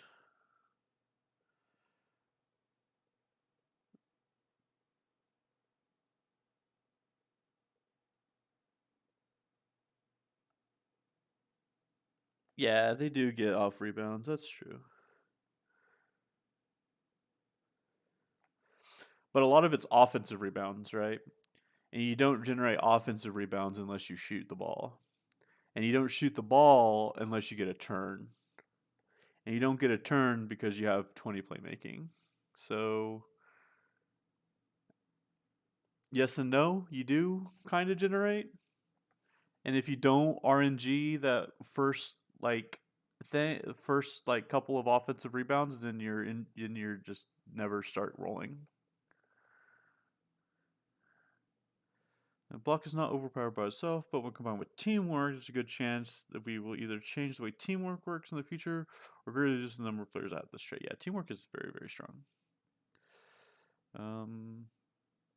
Base more, increase steal, increase defense. Who's this guy?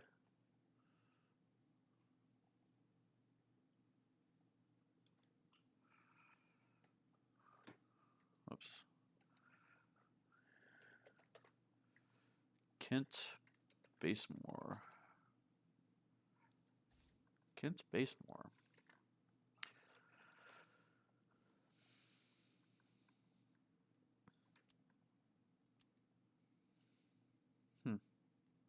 Steal up to.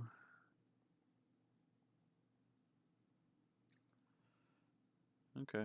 And this is just a $3 million card, whatever.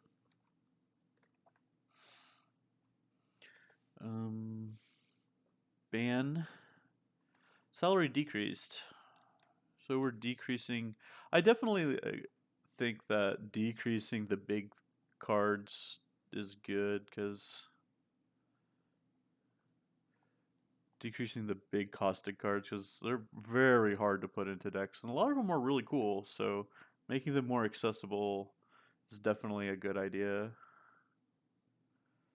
Making them more fun to play because you don't want to like open up a legendary and be like, oh, I'm gonna put this in my deck and then like not like wanting to at all because of how restrictive it is.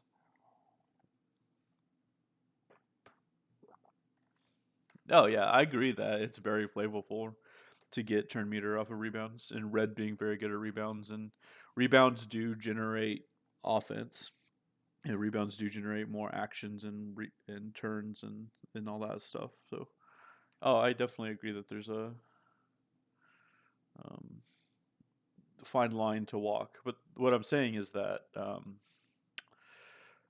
you get you get turn meter off offensive rebounds primarily, right? If I look at these cards, right, offensive rebound turn meter, offensive rebound turn meter, offensive rebound turn meter, offensive rebound. So how do I generate offensive rebounds?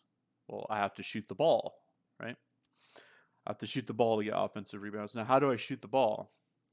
I shoot the ball by having a turn, right? This guy's 22 playmaking.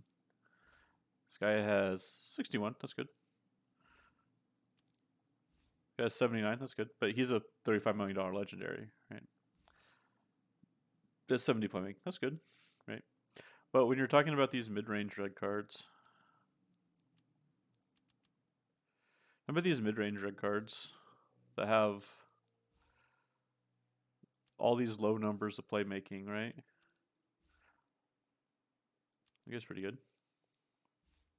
35, right? Like, if you have a deck of these guys, how are these guys?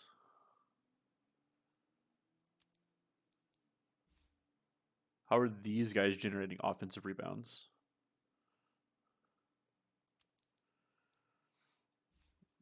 I mean, you have to put in.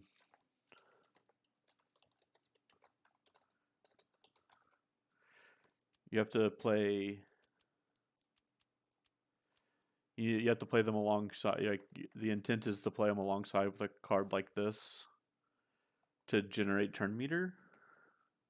It's really awkward. Oh yeah. So like, I was looking at.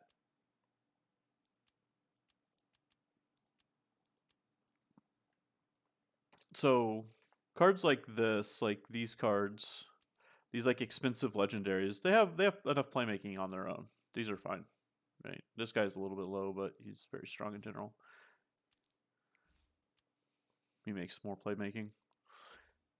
Um, but when you're talking about these mid-range strength cards, right? These mid-range strength cards have 23 playmaking and generate offensive meter, right? 19 playmaking, offensive meter. This guy's 60. Smart's a very unique kind of card, though. Um, 40 playmaking, 19 playmaking. You're not gonna generate. You're not gonna generate shots. Well, it's offensive rebounding. That's the thing. Like offensive rebounding creates turn meter. You're not going to create offensive shots with 19 playmaking, right? You're never going to get an offensive rebound if your team has 20 playmaking. And that's the thing that this card changed was that it gives you enough offensive rebounding.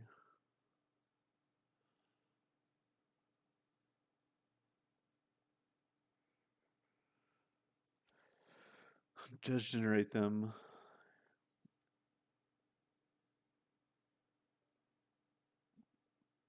Playmaking, rebounding as a sort of turns generated metric. Yeah, what I'm saying is that like you are required. So the thing in the notes says, okay, here's the piece of the puzzle. The thing in the notes says that he was a must-have for any strength deck, right? I agree. He's a must-have for any strength deck. So when you make the argument that offensive rebounding should be your turn, you can be your generation, then you create a situation where a card like this is now required for any red deck, right? You have to have lots of shooting misses to be able to generate turns. So you're exchanging a card that was cool that did a very specific, a very special thing for your exclusively your strength teammates that was required for strength decks, and now you're instead requiring a card like Russell Westbrook for your strength decks. That's the argument I'm making is that you used to require this, now you require this.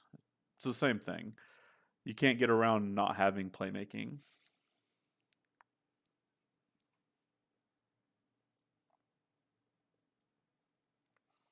Especially since they reduced the number of shots from quantity over quality. That was a great way to generate quantity over quality. Was a fantastic ability to generate offensive rebounds, and reducing that just you know reduces your likelihood or value of Julius Randle.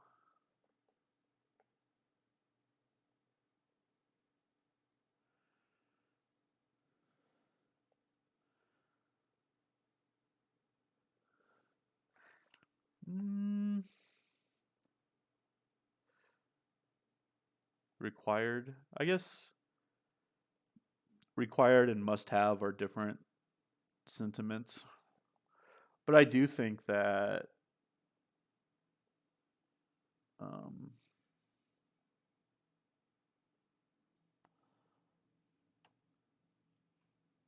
I do think you need some sort of turn generation.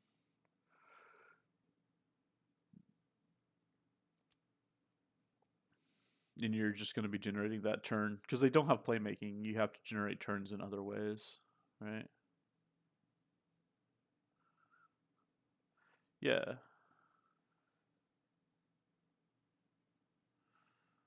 Yeah, I agree. It's a lot. Yeah. Yeah, it's a lot. Also gives Enforcer. 30, this is 30 rebounding and 30 rebounding, so this is 60 rebounding.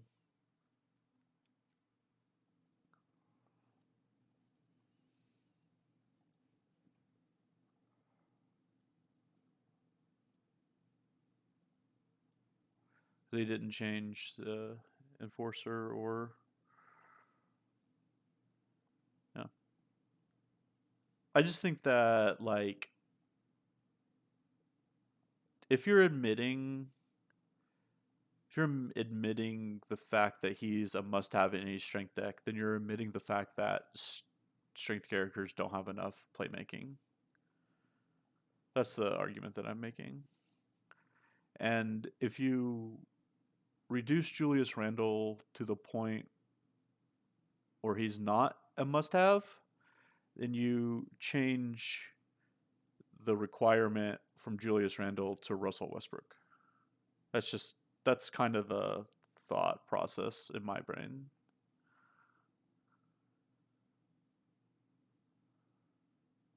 Yeah, green works as mono, blue works as mono. You can play mono. I think mono blue is really cool. Like lots of steals. The new block guys are blue. You just need a way to generate offense. Um, Torrey Gregg is buffed.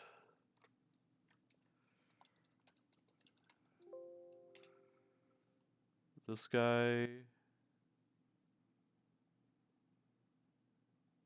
yeah. So now when opponents block, you get a pass.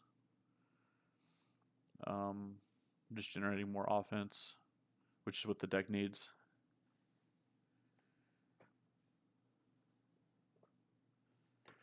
Yeah, maybe they're right to nerf Julius passive for sure. Like I think Julius is an insanely good card for sure. I'm not saying that. I'm just like explaining the logic behind it. If you're omitting one thing, then you're omitting a lot of other things, right? If you think that he's a must-have for the playmaking reasons, then there's a reason for that, right? There's this card also, like turn meter. You're talking about turn meter in red. This guy gives 50 turn meter. The dev said that it only costs 50 turn meter to give 50 turn meter. So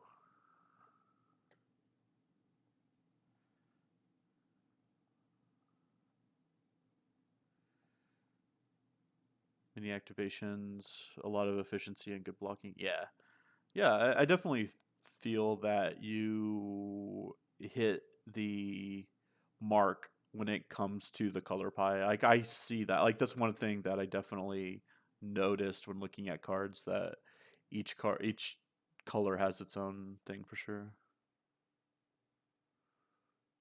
But you don't want to punish mono decks too much. Yeah. Yeah, I definitely think that there's definitely a good balance between like, oh, I want to have one of each color so I can, have a little bit of everything and be have no weak advantage, no real big disadvantages, but then you don't have like a lot of like high end power, right? You give up a lot of synergy by having a lot of um, coverage.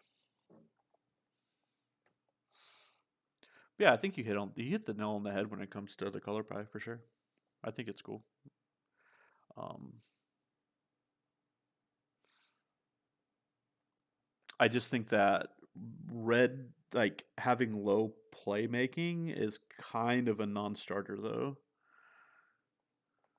because of the offensive rebound requirement.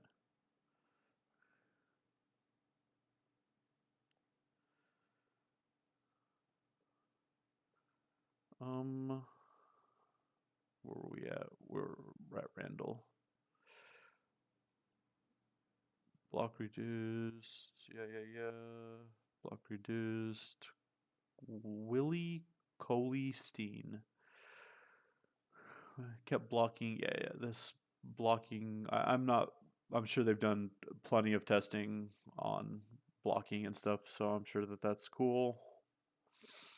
This card I've talked about dozens of times about how weird and awful this card is.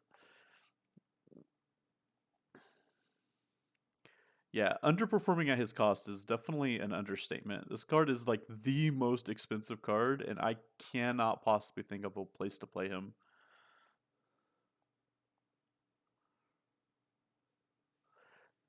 Is a bit underwhelming since the buffs actually only lasted one turn. Yep, exactly. Exactly.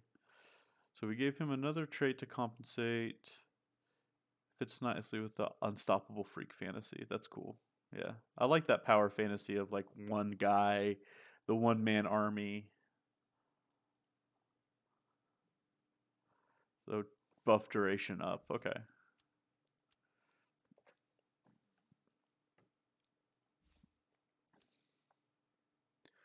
So he's 2 million less and has buff duration up, which is cool. He'll now have 3 turns. He'll actually have 3 turns on these.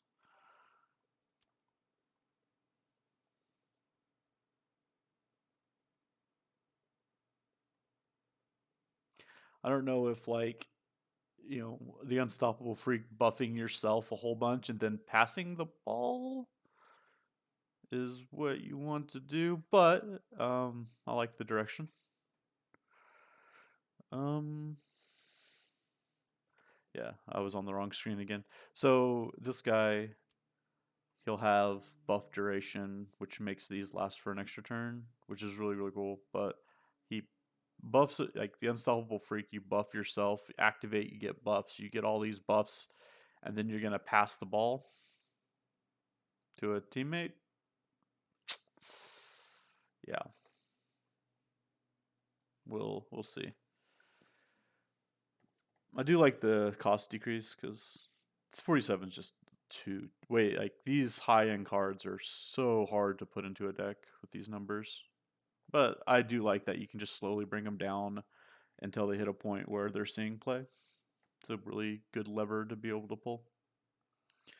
Kevin Durant salary increased. Yeah, Durant was really good.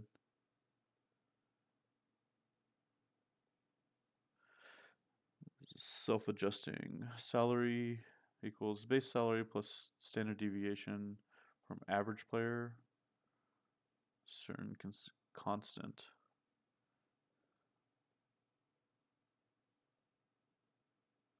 Self-adjusting based on power level. How do you define power level?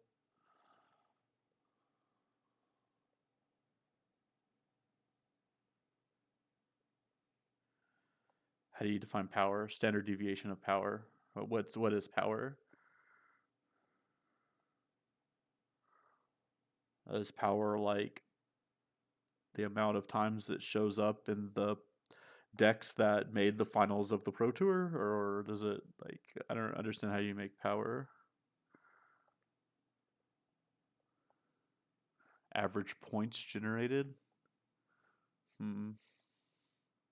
All attributes, skills, and passives translated into average points. Yeah, I mean you can do dozens of different types of heuristics to determine power, but yeah, it's a very. I'm sure it would have to be super complicated, and it will never be perfect. Obviously, right? A card that has a very very tight synergistic package that combos with itself and other very powerful cards is going to be clearly way better than a card that in a vacuum looks good, has really high stats, but has no support and abilities that are anti-synergistic with itself. So you can't, yeah. So I'm sure it's very hard to determine power of a card, but yeah, like decreasing and increasing cards based on the amount of time that they're based on play, and then you have ladders or tournaments or multiplayers and stuff like that. Yeah, a system as complicated as this, it's probably almost impossible to have like a number heuristic for power.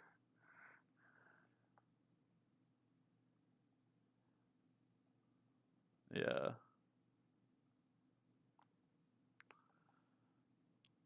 Yeah, exactly. Yeah. Reducing players to a number is a normal thing. Yeah. I I'm sure that's a thing.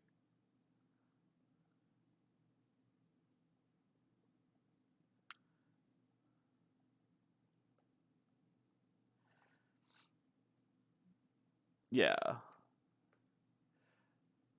Salary is a good reflection of hmm. Yeah, I don't know. Salary is a good reflection of power level.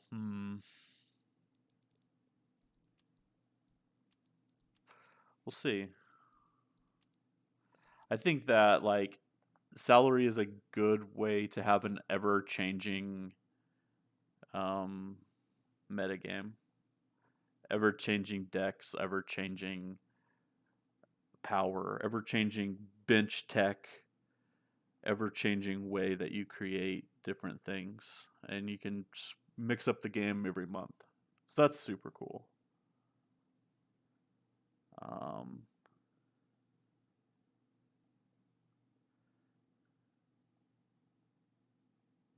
yeah, correction column. Yeah, exactly. It's like a and intangibles, right? That's what you call the intangibles.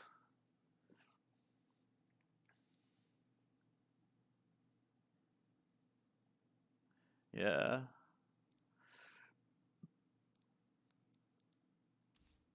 So like, and there's also like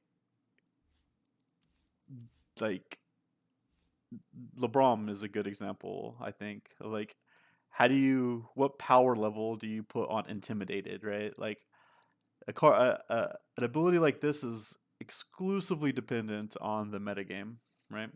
If team buff no longer exists, if team buff is no longer a powerful effect or is costed to the point where it doesn't work, then intimidated is not very strong. But if the metagame is buff your team, play Jalen Green, score 400 points, then this intimidate is incredibly strong, right? So it's all contextual. You can't necessarily put a dollar value on a player in a vacuum. It's all contextual.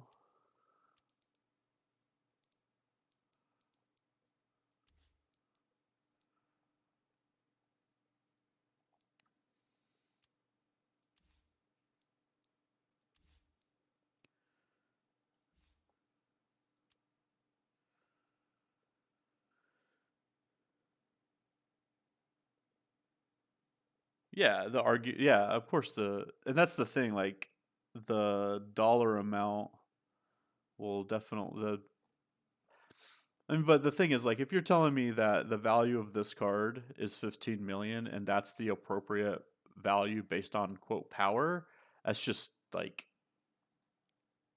probably the most inaccurate representation of the game I've seen. Like, there's no way, there's no way this card that scored 229 points is worth 19 million, and this card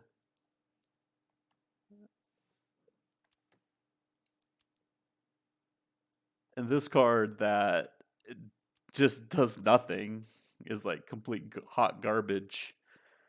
It costs 47 million, and that there's an accurate way to represent players in a number system without context. Yeah, like you have to have the context, and you have to have the ability to change these things and base on what's happening in the game. Yeah. It's something that's going to always be hit and miss and always be changing and always be evolving. Uh, I don't know. Maybe trying to like create a formula is just a lost cause or something that's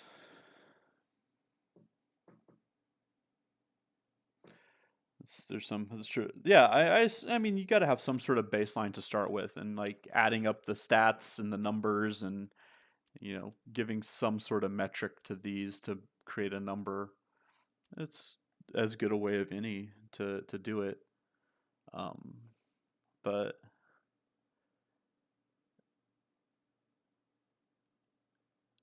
without context, it's you're gonna end up with this.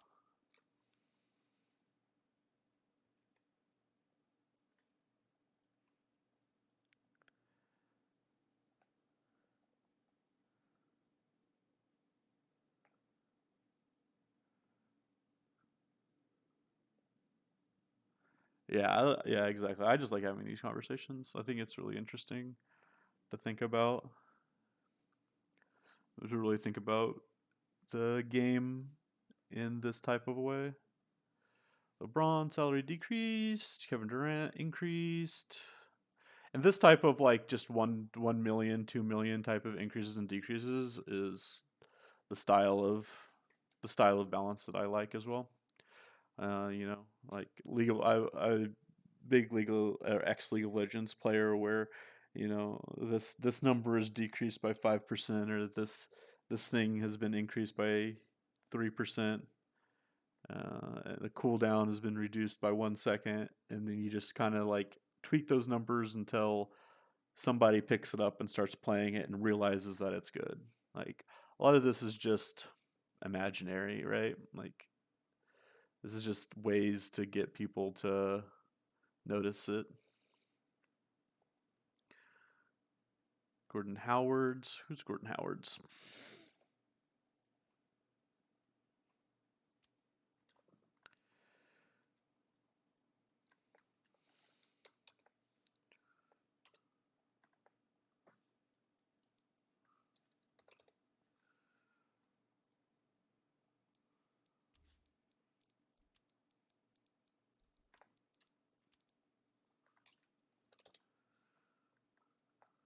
Gordon Howard. Oh yeah, this guy. This guy is good. What was this guy? Salary decreased. Okay, cool. I'd like to see this guy played more. This guy's like a really interesting character. He has the Ben Simmons pass thing. He's immune to exhausted. He's cheap. He can fit in most decks. Just utility all around. He has some shooting. He has some passing. He's got okay stats. Like I'd like to see this card played more. I like that change.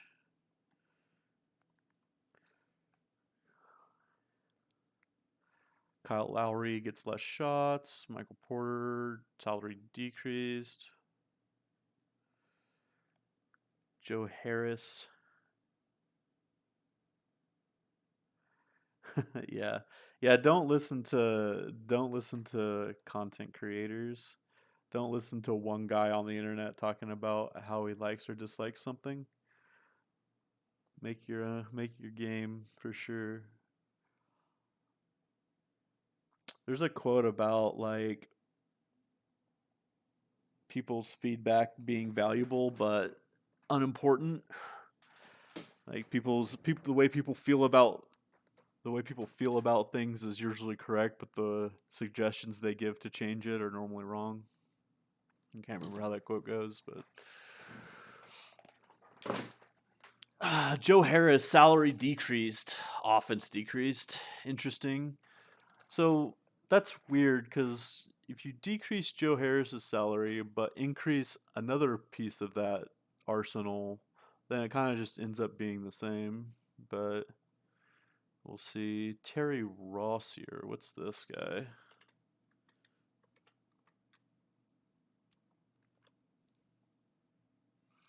Terry Rossier. Terry Rossier. This guy has a lot of shooting. Ooh, he's a proactive guy. Speed boy. Speed team. Upgraded buffs. Buff duration up. Activate shoot. Match and shoot 4. Huh. Wow, this guy is quite good. He's just a good card looking for a deck. That's good. Yeah, these types of buffs, like good cards looking for a deck, little bit of offensive decrease, but the 1 million decrease is bigger. Tyler Hero is a very good card. This is probably warranted.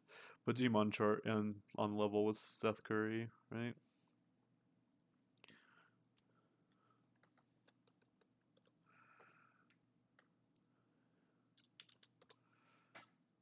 Yeah, Seth Curry's 14, Tyler's now 13. Cards are very similar. I think Tyler was definitely a little bit stronger, but yeah. Yeah, the green decks. That'd be cool. Like I think that, mono green Speedy Boys passer type deck could be pretty fun. Volume shooting with volume slashing. What is volume slashing?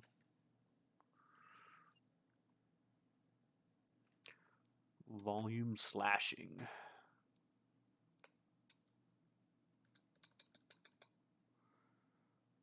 We don't know what volume slashing is. Sounds aggressive though. George Hell. Replace second skill with full contact drive. Oh, I like full contact drive. That's a cool ability. Replace third skill with play bully ball. Give opponent aggressive 1 for 2 turns. Shoot. Volume shooting. Ah, good to know. Thank you. So, volume shooting has a higher 3-point shot, and then volume slashing has no 3-point shot, but higher accuracy. Cool. Increased. Oh, this guy's salary increased, huh? It's a card that I'm not familiar with.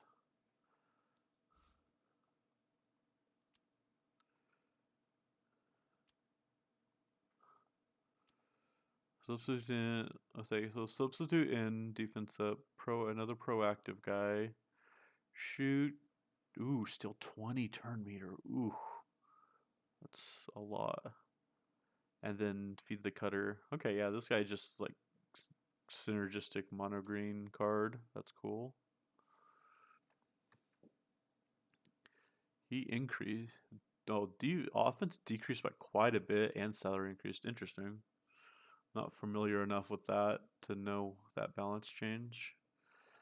Replace third skill with full contact drive. We're adding a lot of full contact drive. This card up here has full contact drive now too, right?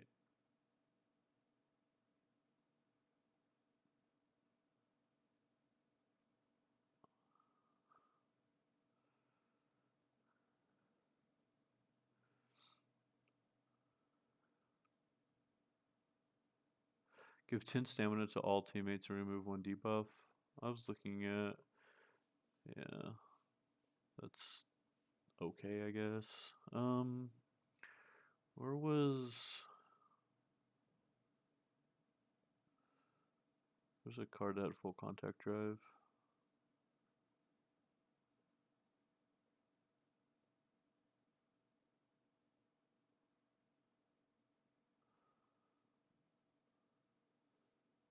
Yeah, it was somewhere.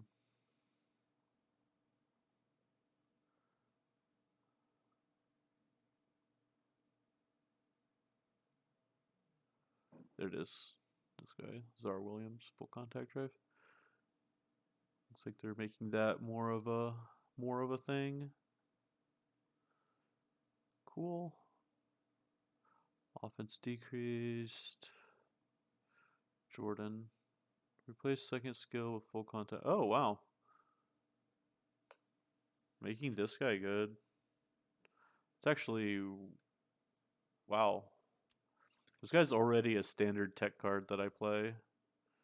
And just about every deck because of the substitute in. And it's replacing which ability? Replace second ability. So full contact. Oh, drive full contact is going to be full contact drive. Okay. Yeah, I mean that's just a big upgrade. This ability is not going to be that useful. but reducing 10 stamina. Reducing 10 stamina is quite good. How many shots is it?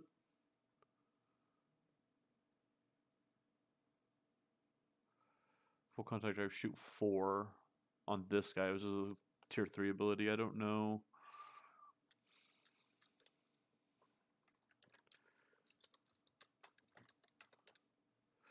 So shoot, shoot, shoot. It doesn't say how many shots. Oh well. Pass to a wing teammate. Wing teammate. What's a wing teammate?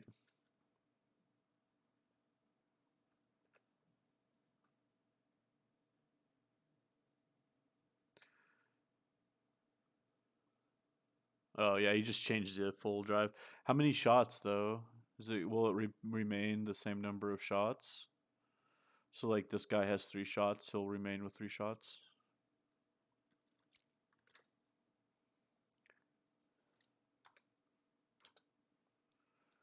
Wing teammate. Feed the wing. Feed the wing is a thing. Is a wing teammate green?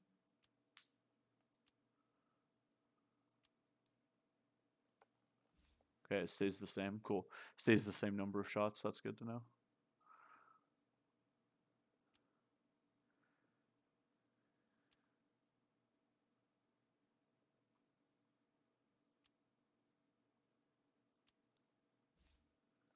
Feed the wing. Skill.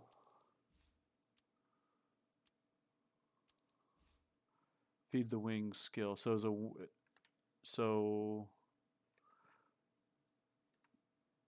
when it says pass to a wing teammate, does that mean a skill teammate, or is I don't know what wing means?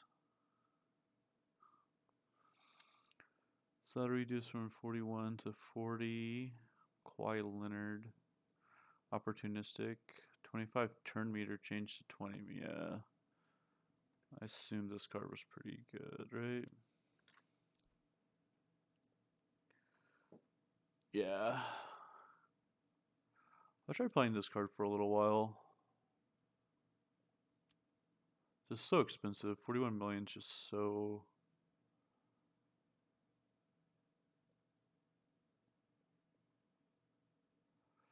Pass to wing, another skill just like adjacent, but to position 1 and 5. Position 1 and 5.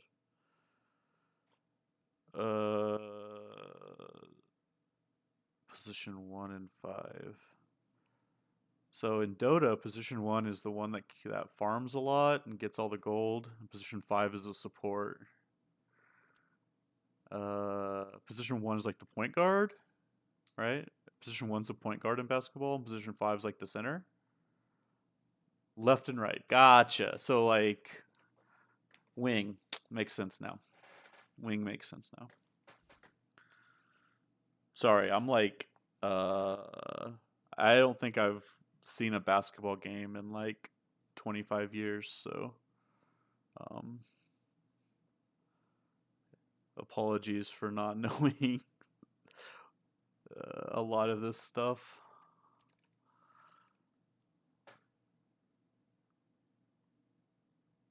Opportunistic. Get turn meter. Okay.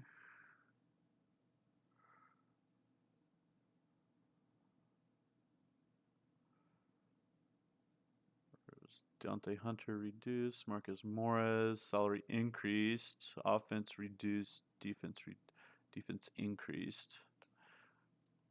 Who was Marcus Morris?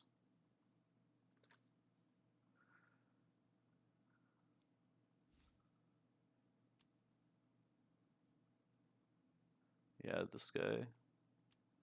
Huh, that's too bad because he's the kind of an important part of the block team.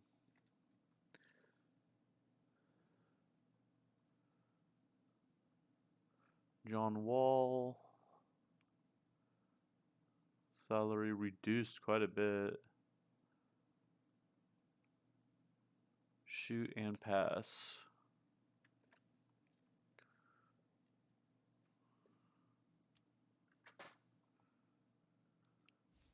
We've seen this guy already. Exploit, nimble, active. So replace third skill with driving kick. Okay. So instead of random teammate, oh yeah, I definitely like changing. I definitely like removing these random teammate passes. Like passing to a random teammate feels so bad. Yeah. Eric Gordon, similar ability. Huh. Okay. Yeah, yeah. I forgot this guy even had this ability because passing to a random teammate just feels so bad. It's like you pass across the court, you get it stolen, you give them meter, you pass to somebody that can't shoot. It's just the variance on it is just way too high. And this comes from somebody that enjoys a pretty substantial amount of variance. Jordan Poole increased. A little bit of change. Play bully ball. Give opponent aggressive 1 for 2 turns shoot. I mean, aggressive 1, I don't really consider in a. I don't know. I don't think aggressive 1 is impactful enough. I guess you don't really want to just like have someone completely foul out by a simple ability like giving them aggressive 1. You don't want to completely shut down one of their players for that. But on the other side, why even? I guess you're shooting also, so it's just like a little bit of upside and reduces their offense a little bit.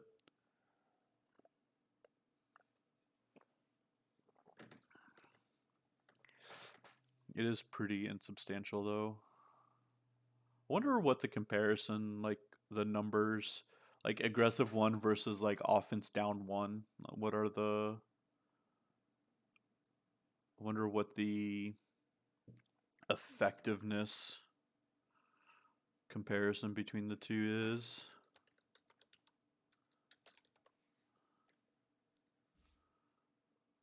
10 offense versus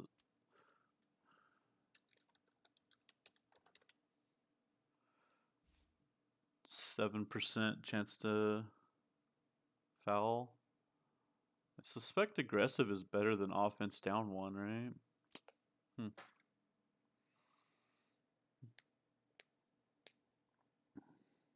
Considering that it gives you free throws, probably better. Interesting to think about. I should value this higher probably. I shouldn't think of it as exclusively fouling out. Tate, reduced from 4 to 3. Is this a card?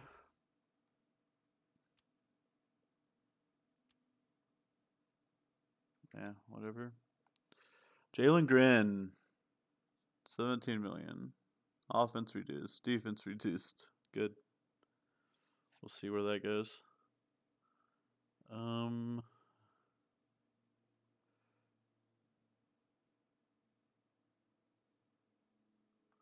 Reggie Jackson gets full contact drive. Cool. Jeff Green, is that in relation to Jalen? Do they look the same? Are they related?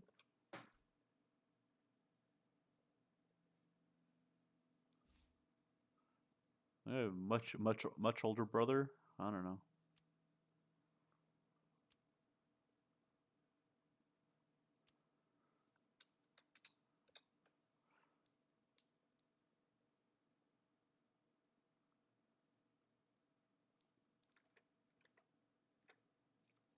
Aaron Holiday. Offense reduced. Plays volume shooting with slashing. Sure. We saw that earlier. Ooh, salary increased on Stethith Kurai. Tajay Warden. Salary increased. Slashing instead. Where's TJ Warden? Have I seen this guy? I don't think I've seen this guy. So his salary is increased. Team blocked. Huh. Interesting. They're doing a lot of rebalancing with the team block stuff. Hopefully there's a deck. Seems like there's a deck somewhere that we can find. Have to wait for the patch to drop and explore that.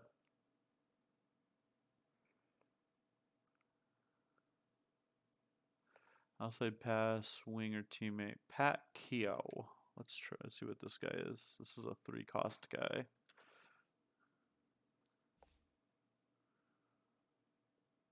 Pass to an adjacent.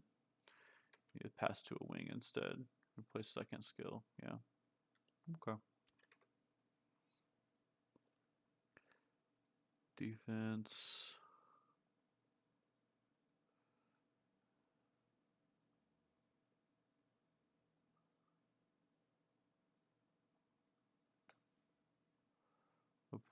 Give opponent 10 stamina and shoot. Full contact drive. Pass to wing. Okay. This card seems like it got quite a bit of love. Whoa, it's a 2 million card? Weird. Huh.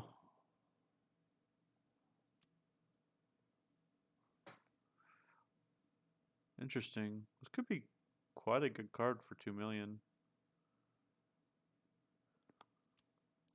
It's got Tireless, which is a good trait.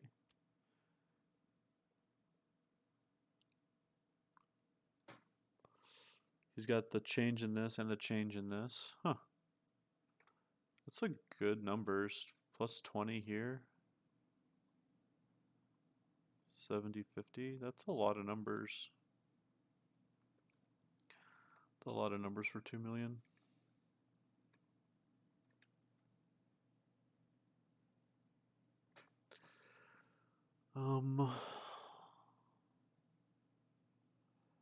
5 to 4. Tyree Easton, 8 to 9. Some more shooting and slashing. Zion Williamson. Oh. Interesting. This seems like the...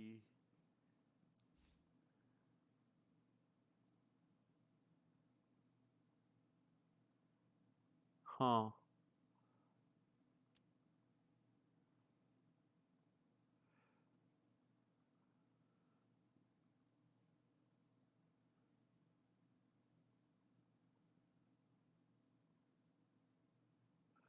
Give teammates a tier 1 buff for 2 turns. When he's exhausted, he's immune to exhaust. He steals stamina, and he steals stamina with this ability as well. And shoot. How many times does he shoot though? Shoot 5? Does he remain with the shoot 5? Because that is insane. If he has this minus 10 plus to shoot 5.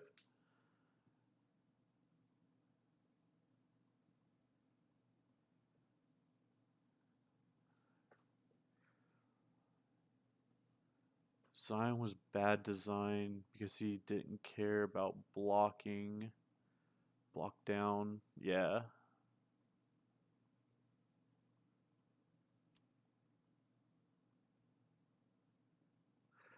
I haven't really experimented all that much with High Flyer. I don't know how difficult it is to enable.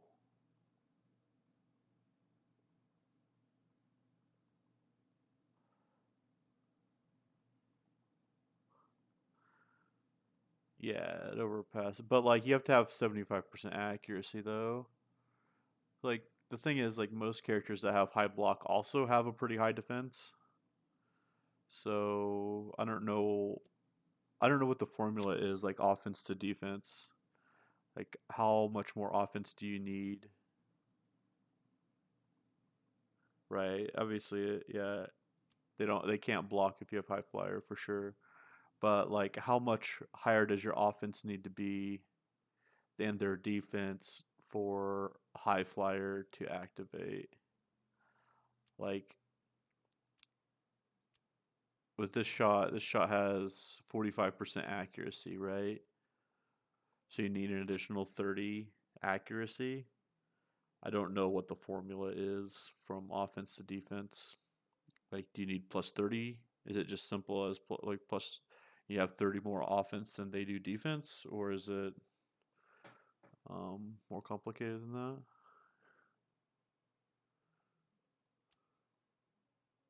I've not explored with High Flyer or really looked at High Flyer all that much.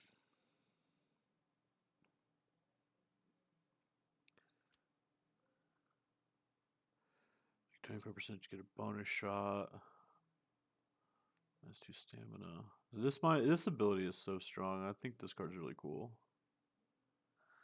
But I've definitely something I want to explore. 30 is going to give you about 25% accuracy. So if you have 40 more offense than they do defense, then you're going to get high flyer in these situations where your ability has a base 45 accuracy.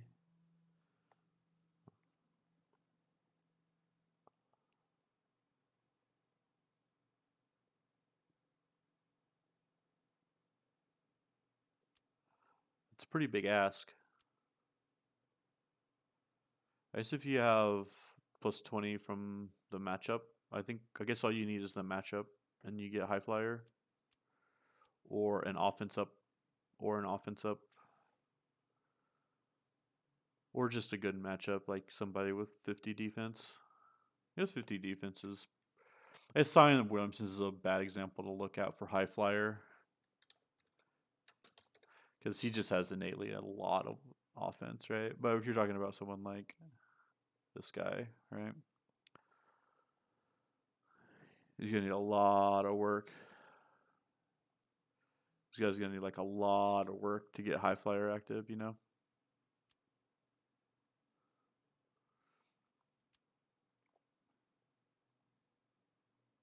This guy has 45 base on this though, so that's pretty nice.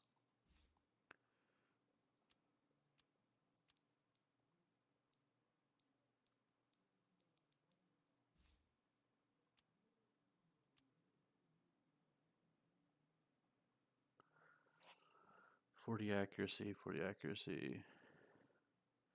Yeah, I think yeah, with the movement skill, and then red in general has a lot of like movement, pick and roll stuff, and the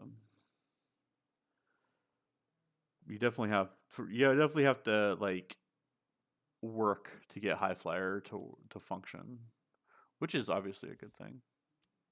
You don't want high flyer just to work out of nowhere. This guy has high flyer? Interesting. Oh no. Alley oops. Interesting.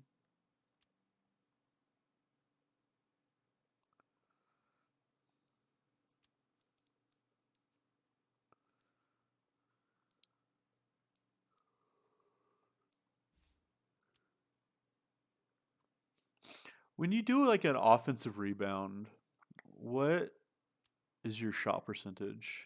Do you just have like a base like 45 shot percentage?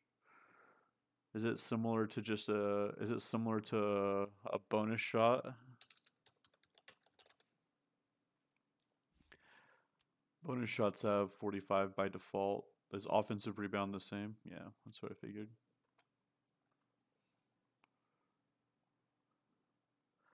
Okay.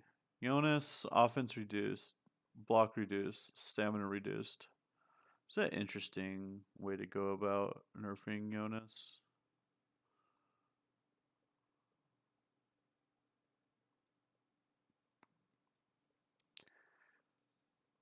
His stamina gain thing was changed early above too, right?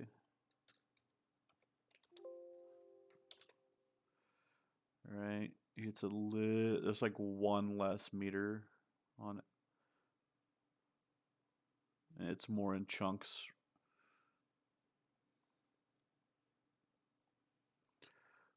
Salary reduced.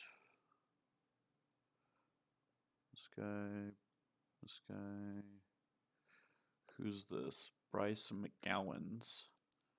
Reducing from three to two is a pretty big deal. Yeah. This guy just has a bunch of shots. Um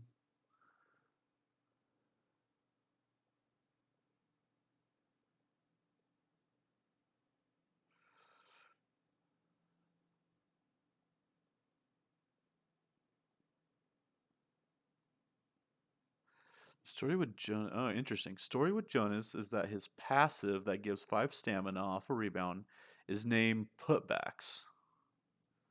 Okay, let's look at this. Story from the dev time.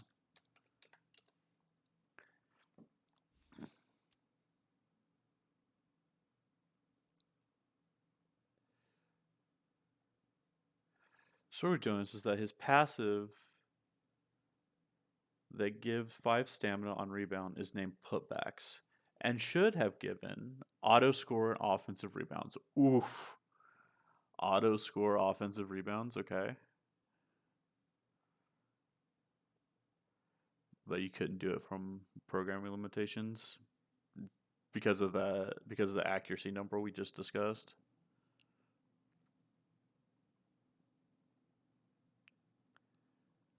Yeah, so you made you're like, oh, we'll just change this instead. And then all of a sudden, he just like becomes this one man army. Yeah, that's like a classic design thing where it's like, oh, we'll just make this one little change. It should be fine, right? I think this like worm plus stamina. Yeah, I don't know. This card's fine. I think he's a little bit undercosted, but um, I think it's cool that he has this like very self synergistic package.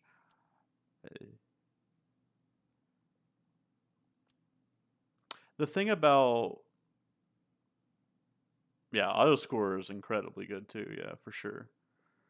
Um, the thing about the worm, the thing about Jonas and worm in general is that you can't really play him, or it's really difficult to play this type of card in other red decks because like what we were talking about before about offensive rebound being turn meter generation for a lot of red cards. Um, and if one character has the highest rebounding score and has a worm on top of it and is just cucking everybody from all of the offensive rebounds, then he's the only person that gets offensive rebounds and everyone else doesn't get a turn, which could be your strategy, but he definitely makes you design your deck in a different way because he's the only one that's going to be getting rebounds. Like it's pretty pretty hard to get rebounds when he's on the field.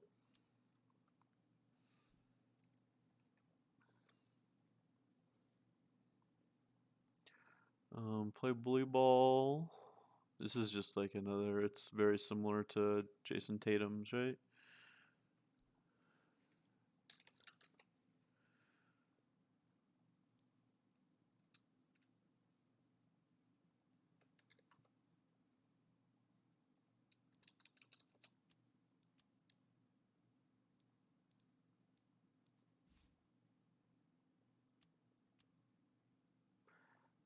Bait defenders. Yeah, it's just aggressive one instead of aggressive two.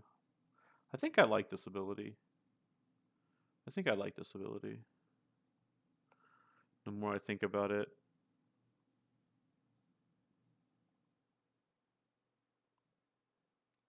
I don't necessarily like fouling people out being an incredibly powerful strategy because that's just kind of no fun. but it's a good strategy for like reducing points, getting a little bit more points on your side. And if you want to like completely focus on that type of strategy, then it might be viable. Um, Speed blocker, will blocker, whatever. Emmanuel Quigley. Oh no.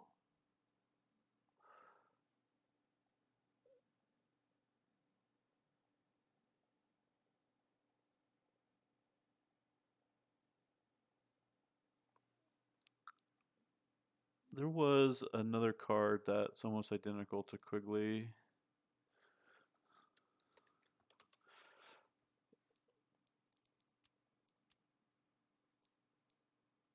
Mm,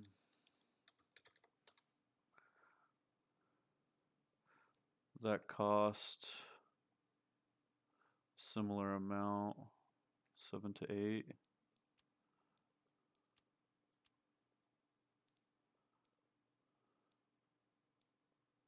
Where was it?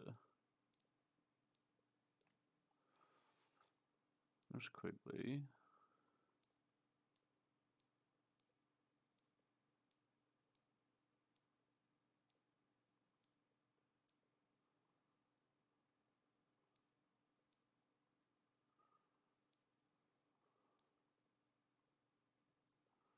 Yeah, this guy.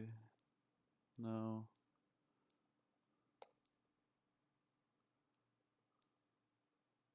This guy. Trey Morphy. Cleanse all debuffs from opponent and then give them -5 stamina. This guy costs 7. And this guy costs 7. And then this guy just had. This guy was the same cost, but just had this instead in addition. So making this guy 8 makes this guy a little bit more interesting. So otherwise they're very similar.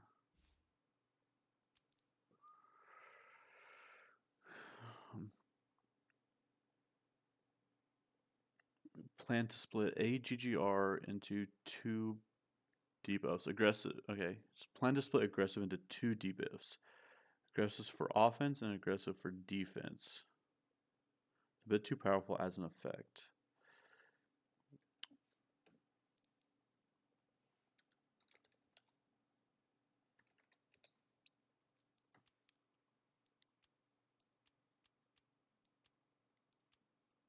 There's also this ability. What's it called?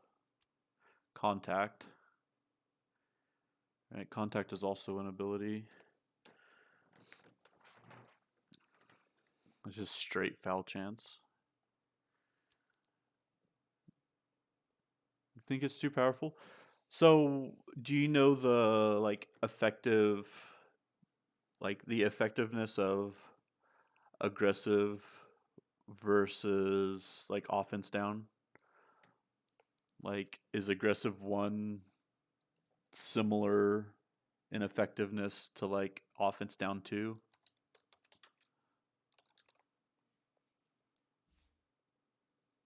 Like -10 offense is pretty insubstantial. Is that 7%? Is that like 7%? Aggressive one is ×2 offense down. Yeah. I,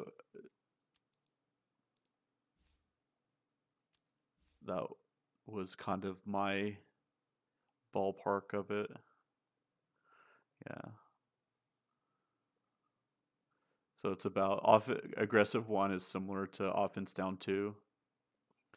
They're both about 7%. I mean, plus you get free throws.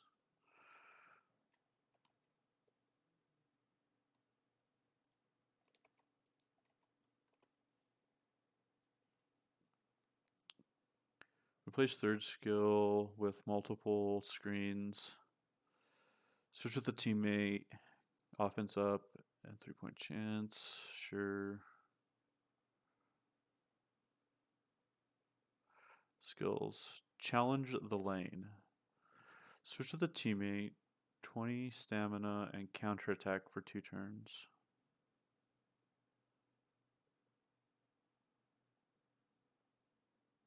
Huh. I don't know if I've even seen this ability. Yeah, thanks for hanging out. I'm almost done here too, but I appreciate you hanging out and answering questions and playing some games. It's a lot of fun.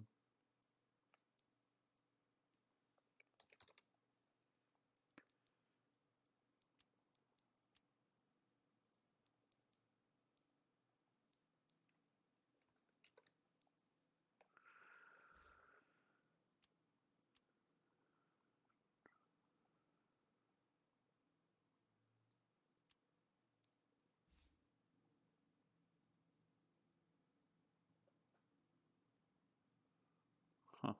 Interesting. This would be an interesting ability on a good card. If these cards were actually good, like on a Zion Williamson type of card. Obviously, without the self stamina reduction, but like ability to steal stamina and get counterattack on like a card with actual good stats.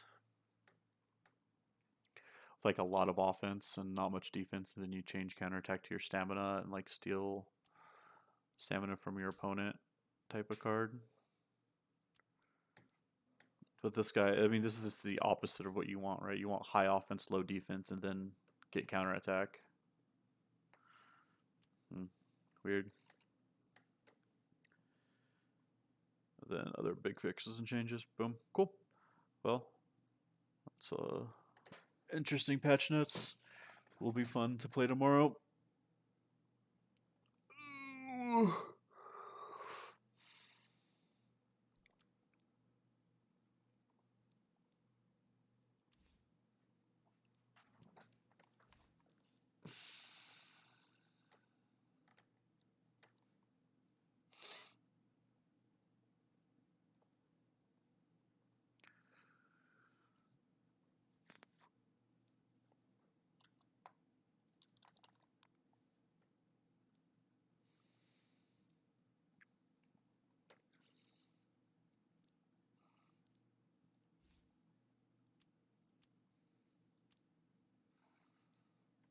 I think the goal is to get Jonas in, keep Jonas in this deck the whole time, so we don't want another worm replacement. We can do boxed out this guy, this guy. What are my other sideboard techs?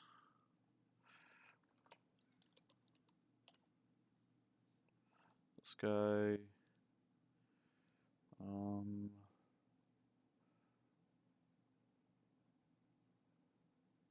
There's somebody that's gonna just like shoot a lot of shots.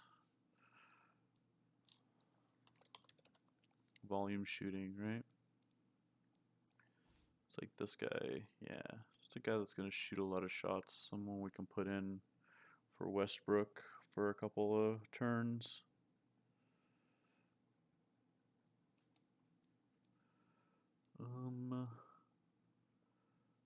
This guy?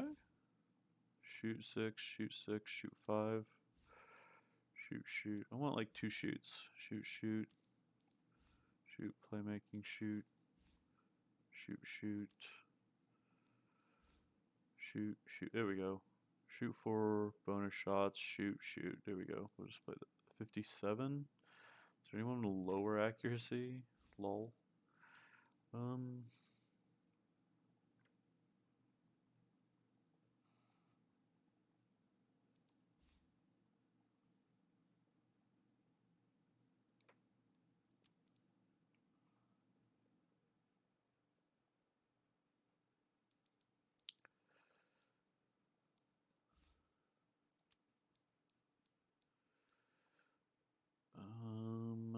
Yeah, I'll just play this guy, I guess.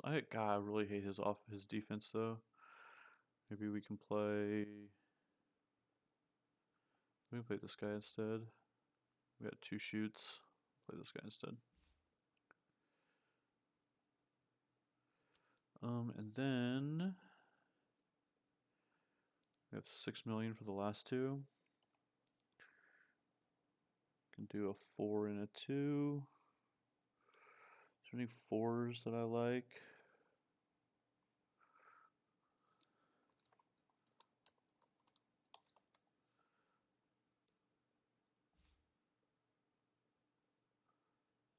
Sure. And then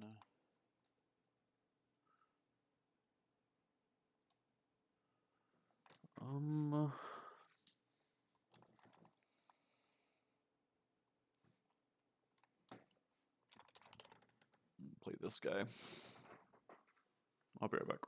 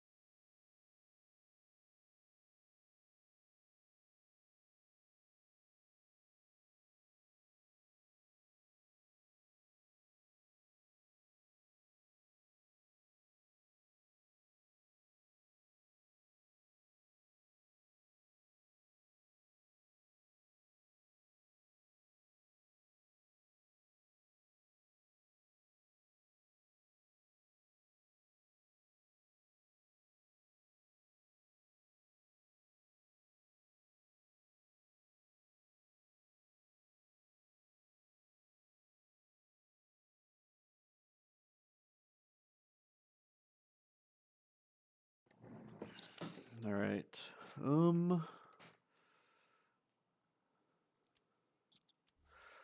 play this deck. Reverse player. Play. Test today.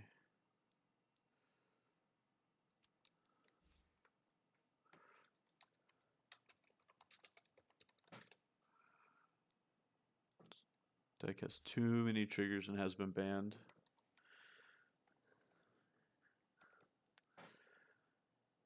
Playing this to explore why there are nerfs to this archetype.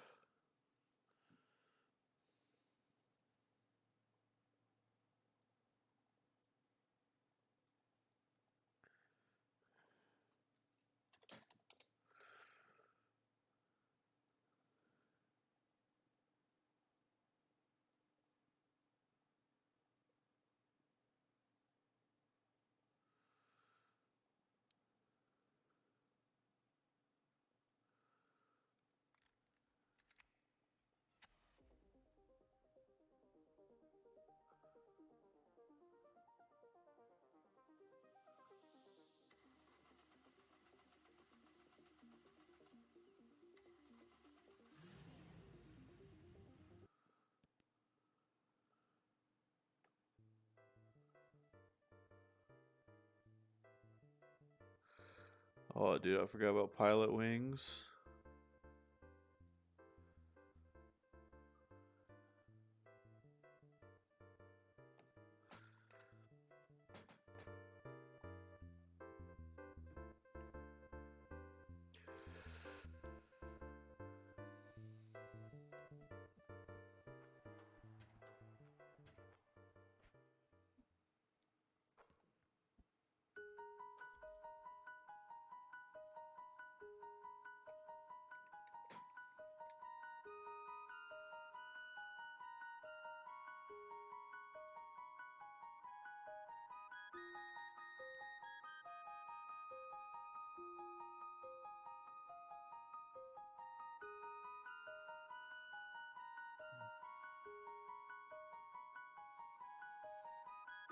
All right.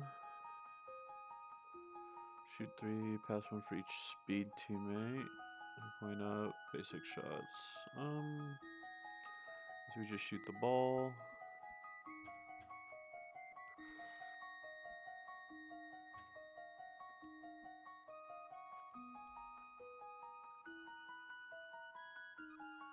Shoot the ball, shoot the ball.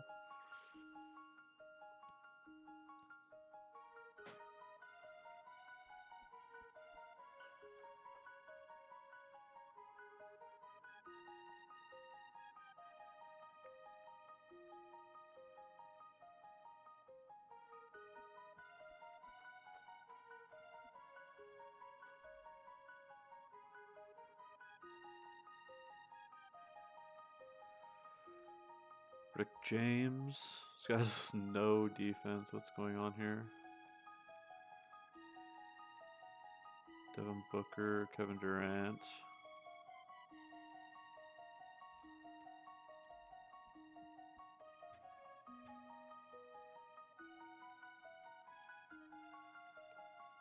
Bogdan. Using exploit. Using exploit.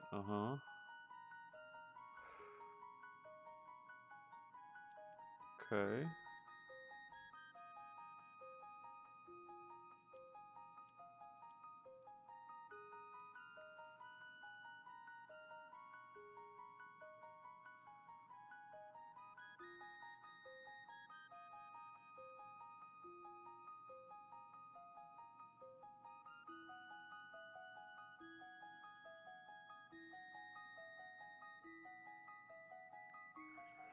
Gives opponent 2 random debuffs, and then it says tier 2 offensive debuff. 2 random debuffs. Huh. They can only do offensive debuffs? Can't do defensive? I don't know. Ugh. Let's do that to Booker, I guess. Interesting. Oh, I gave defense down. Interesting. Alright. I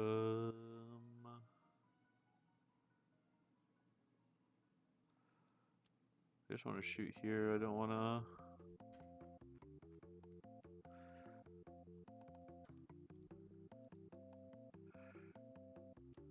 Yeah, rebounding down to all opponents. This guy steal generate. Team movement turn meter. Okay, if I team move, I need to team move. I need to move with Jonas. Give him some turns.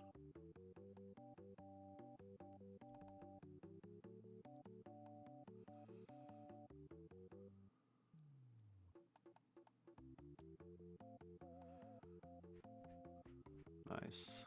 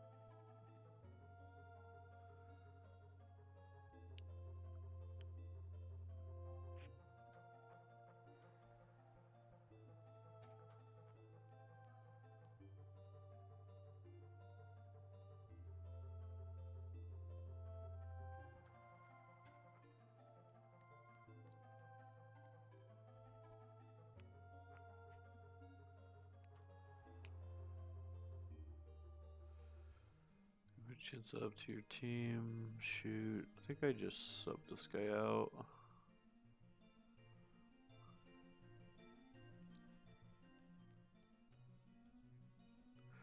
Maybe I should have just had.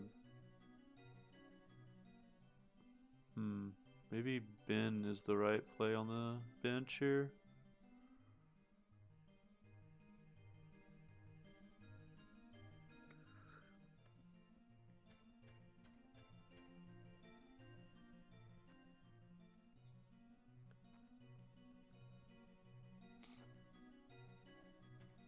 Okay, why did this guy switch? Offensive rebound switch. Interesting.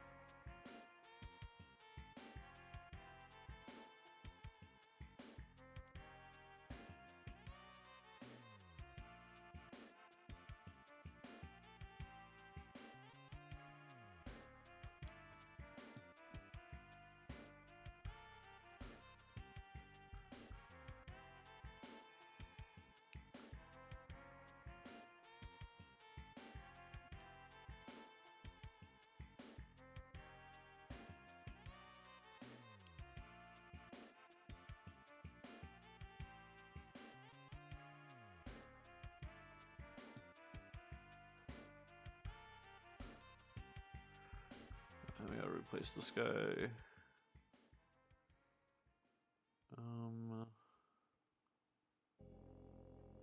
What's this guy do?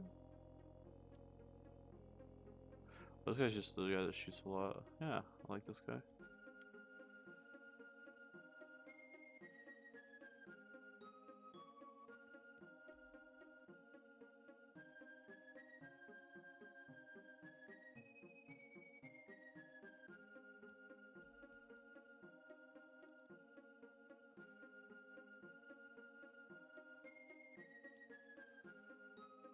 Let's get playmaking down to everybody.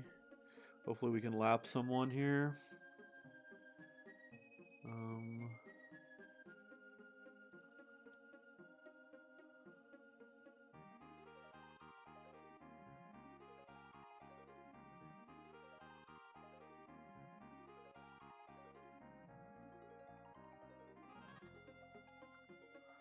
Let's cleanse these debuffs.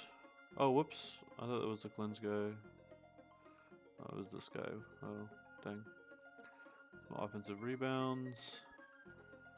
Or just make everything.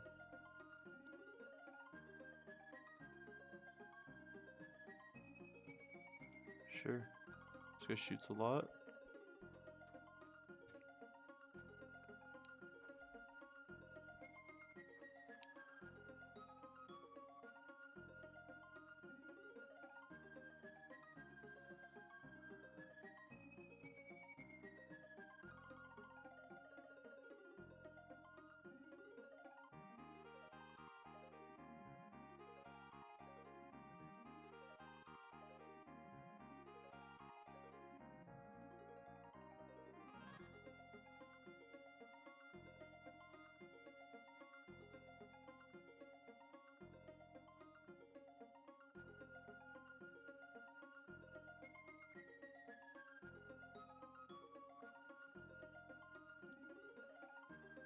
Offensive rebounds. Nice. So we wanted.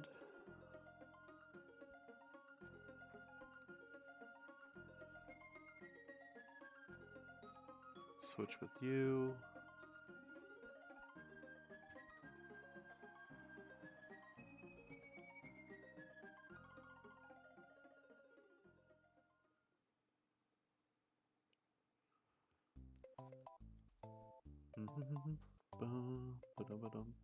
Mario World, baby.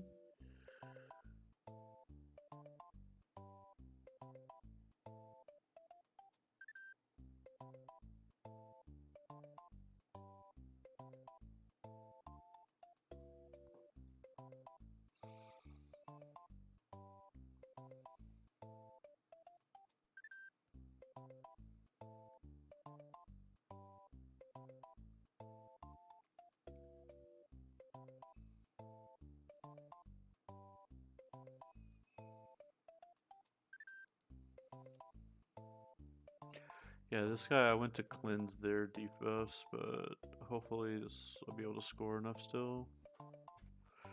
Or prevents them from scoring enough because the defense, but it should be fine.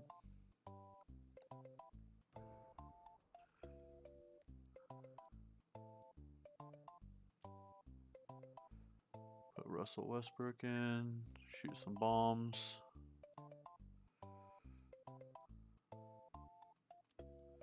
Yeah, we'll give my team 3-point chance up.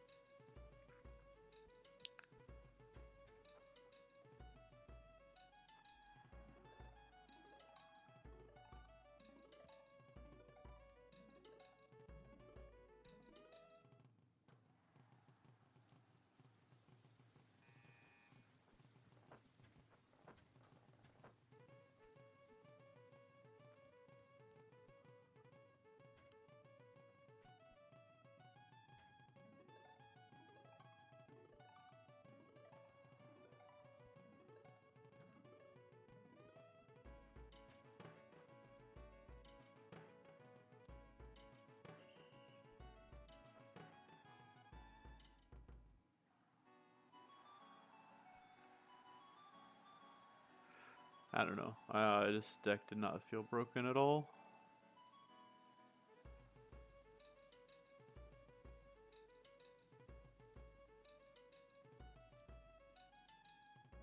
It definitely feels like a step behind this deck and this deck.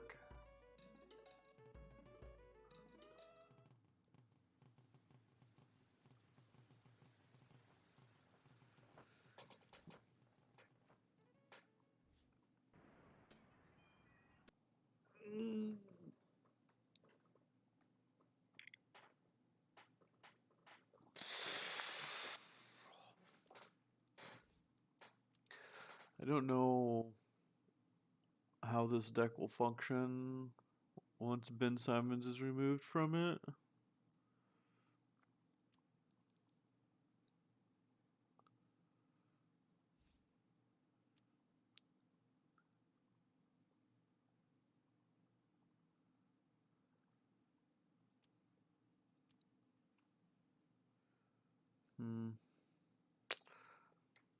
Feels sad.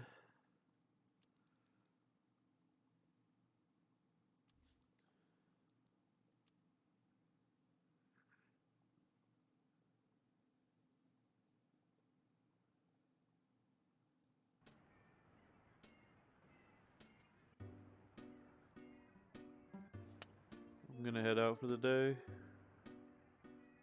We'll stream tomorrow with the new patch. Try out the new decks.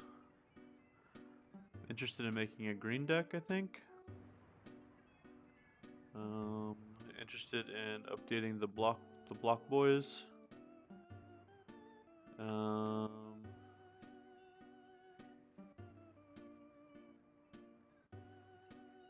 Yeah. See y'all.